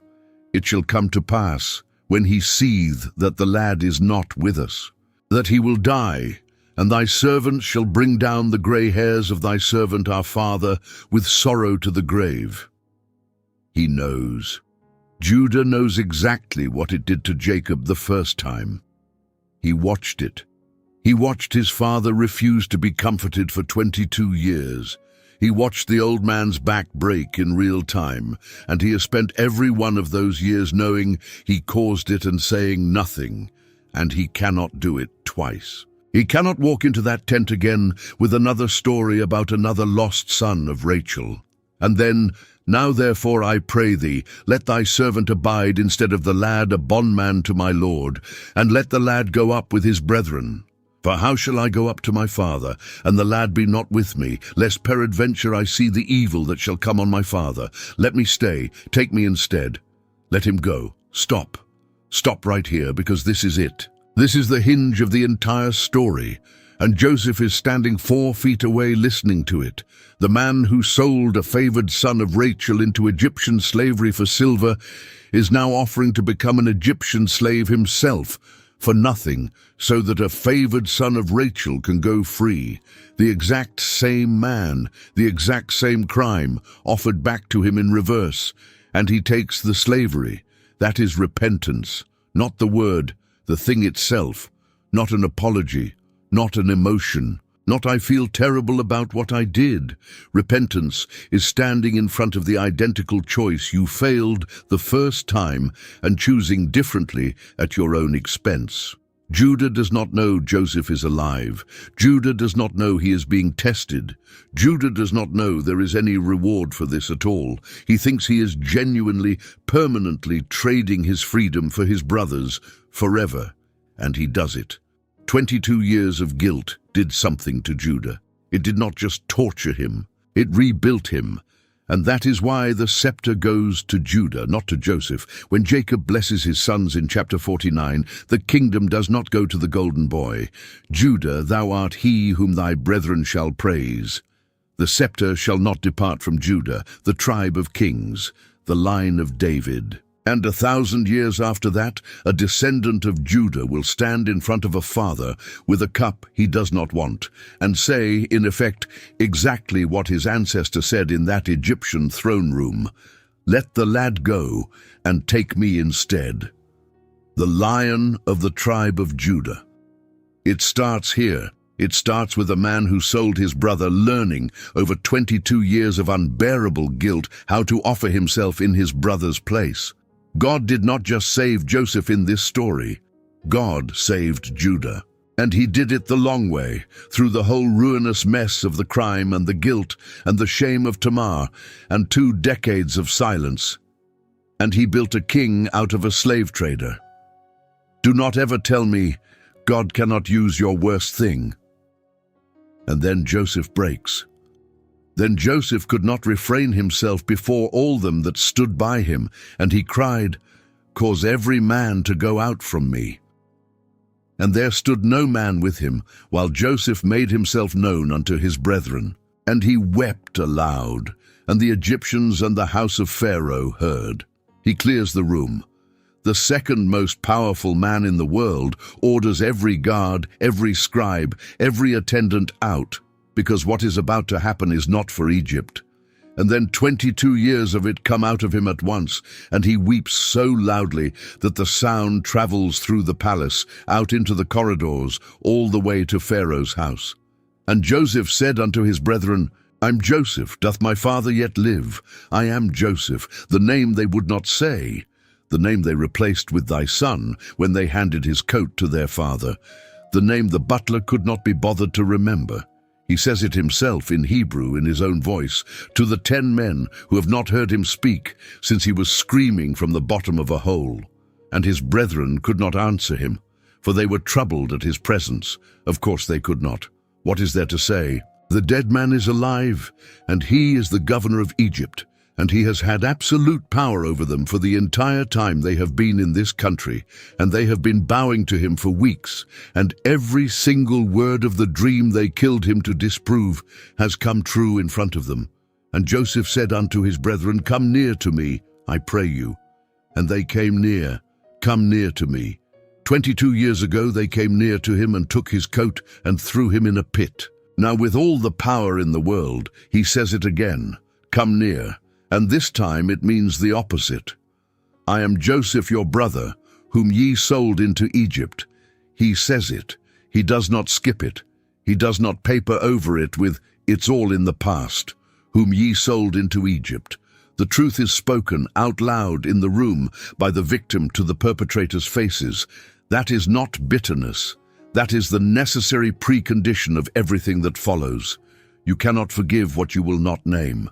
Reconciliation that requires the lie to be maintained is not reconciliation. It is just the lie with better manners. He names it. And then he does the impossible thing. Now therefore be not grieved nor angry with yourselves that ye sold me hither. For God did send me before you to preserve life. God did send me before you to preserve life. And here we have to be very careful, because this sentence has been weaponized against suffering people for 2,000 years, and I refuse to do that to you.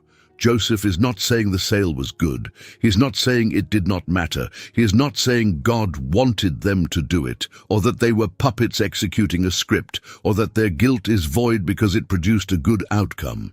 He will say, 5 verses into chapter 50, and to their faces, ye thought evil against me.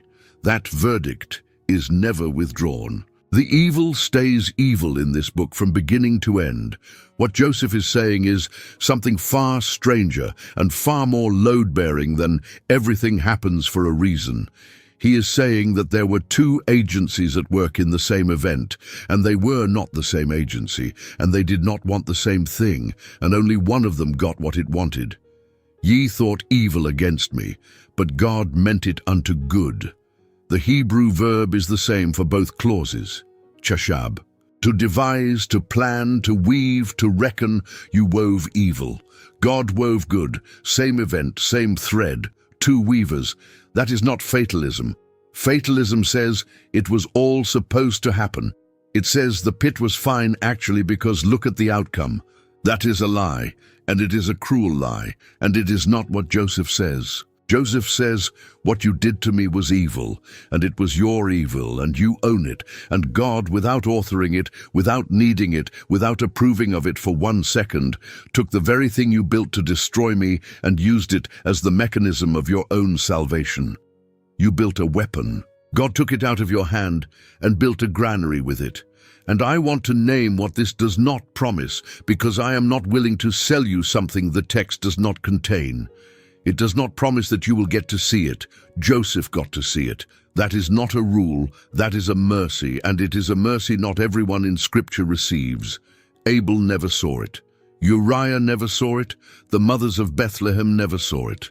Hebrews 11 runs through the roll call of the faithful and then says, flatly, of a whole company of them, these all died in faith, not having received the promises. They saw them afar off. Some of you are in that company. Some of you are going to die without the explanation, and the Bible knows it, and it does not lie to you about it. It does not promise the good will be proportionate to the evil in any way you can measure. Joseph saved a nation. Your 13 years may buy something you consider far smaller. 1 person, 1 child, 1 moment of being able to sit with someone in a hospital room and say, I know, because you actually do know, because you were there. God does not publish the exchange rate, and it does not promise a timeline. 13 years to the throne, 22 years to the room. Joseph was 39 years old before 1 word of explanation existed for anything that had happened to him since he was 17. 22 years is not a season. It is most of a life. What it promises is this, and only this, and it is enough. There is no material so ruined that God cannot build with it. Not your worst year, not the thing that was done to you, not the thing you did. There is not a pit deep enough, a lie effective enough, or a forgetting long enough to put you outside the reach of a God who has been, this entire time, weaving on the other side of the same thread. And notice This is important. Joseph never says God meant it unto good until chapter 45 at the earliest, 22 years in. He could not have said it at 17. He could not have said it in Potiphar's house. He absolutely could not have said it on morning 600 in that cell. If you had climbed down into the pit at Dothan and said to that bleeding boy, God means this for good, you would have deserved whatever he said back to you. So do not say it to people in the pit. Please, do not do that. This sentence is not a tool for managing other people's grief, and it is not something you hand across a hospital bed. This sentence belongs to the sufferer. It is Joseph's to say, and it is yours to say, about your own life, when and if you ever can. It is a confession, not an explanation. In someone else's mouth aimed at your pain, it is a bludgeon. In your own mouth, about your own wreckage, it is a resurrection. What do you say to people in the pit then? You say the thing the narrator says. You do not say why. You say with. You go down into the pit and you sit in it with them, and you shut your mouth, and you are, for that person, in that hour, the presence of God, because that is the only answer heaven ever actually gave Joseph. And it turned out to be enough, and it turned out to be everything. Now let me bring this home, because there are things in this story I do not want you to leave without. The first is this: Joseph's suffering was not punishment. Say it to yourself if you need to. There is no verse in which God is disciplining Joseph. He was not paying for the arrogance of chapter 37. The brothers sinned. Potiphar's wife sinned. Potiphar was a coward. The butler was selfish. Human beings did this to him freely, and they are accountable for it, and God did not need any of it. Stop hunting through your history for the transgression that explains your catastrophe. That is not what this book teaches. Sometimes the pit is just evil done by people, and the only thing God says about it is, I am here. The second is this: God's presence is not God's protection, and you have to make peace with that, or your faith will not survive contact with your life. The Lord was with Joseph in the slave quarters. The Lord was with Joseph in the cell. Emmanuel, God with us, was not born into a palace and did not grow up safe, and he ended on a Roman cross crying out that he had been forsaken, and he was not lying about how it felt. The presence of God is not a promise that nothing will hurt you. It is a promise that nothing will happen to you alone. That is a smaller promise than the one we wanted, and a far bigger one than we understood. The third is this: the delay is not the enemy of the dream. The delay is the making of the dreamer. 13 years between the promise and the throne, and every one of them was doing something in Joseph that could not have been done any faster. God is not slow. God is thorough, and a God who was willing to be prompt would have handed absolute power to a boy who would have been destroyed by it, and he loved him too much to be on time. The fourth is this: the door that will not open may be held. 2 full years of a butler's silence, which felt like abandonment, and was in fact the most precise act of protection in the entire narrative. You cannot tell the difference from inside. That is the whole of it. That is what faith is. The willingness to keep building in Potiphar's house without knowing which kind of silence you are living in. And the fifth is this, and this is the one I want to leave in your hands: nothing was wasted. Not the pit, which taught him what powerlessness feels like from the inside, which is the only education that produces mercy. Not Potiphar's house, which taught him Egyptian administration, which is the only skill that saved the world. Not the prison, which put him next to the one man on earth who would eventually, 2 years late, say his name in front of a king. Not the forgetting, which held him in position until the exact morning. Every wasted year turned out to be load-bearing. He could not see it, Not one day of it. He lived every one of those days believing they were meaningless, and they were building a throne. So here is what I want to say to you, wherever you are as you listen to this. If you are in the pit, the acute thing, the fresh horror, the ropes still on your wrists, I am not going to tell you God meant it for good. It is not mine to say, and it is not time. What I will tell you is that the narrator is writing. There is a sentence being written over your life right now that you cannot hear, and it says, "The Lord is with him, the Lord is with her," and it is being written in the exact verse where everything fell apart. If you are in Potiphar's house, doing the invisible work faithfully, in a situation you did not choose and cannot leave, with no evidence it matters, keep the accounts well. Potiphar is watching. He does not know he is watching. And the God of Abraham is blessing a house you never wanted to be in, for your sake. And one day, someone in that house is going to say, as a pagan Egyptian once said about a trafficked teenager, "There is something of God in this person." You will probably not hear them say it. If you are in the cell on morning 600, if you have watched hope walk out the door and forget your name, and you have stopped saying maybe today because it costs too much, then hear this. The 2 full years were the mercy. I know how that sounds. I know it does not feel like mercy. Joseph did not feel it either. He felt forgotten because he was, by everyone who had a mouth and a memory.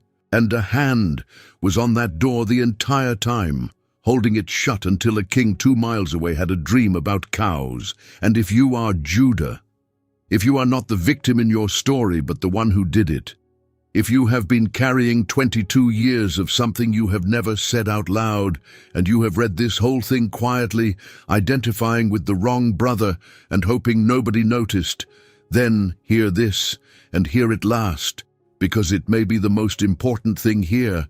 God built a king out of the man who set the price.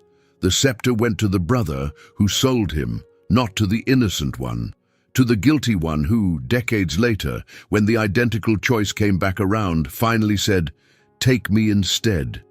Your guilt is not the end of your story. It is, in the hands of this God, the raw material of the only kind of person who ever learns to lay their life down for somebody else. There is no one in this book too far gone. There was not one in the room, and there is not one listening now.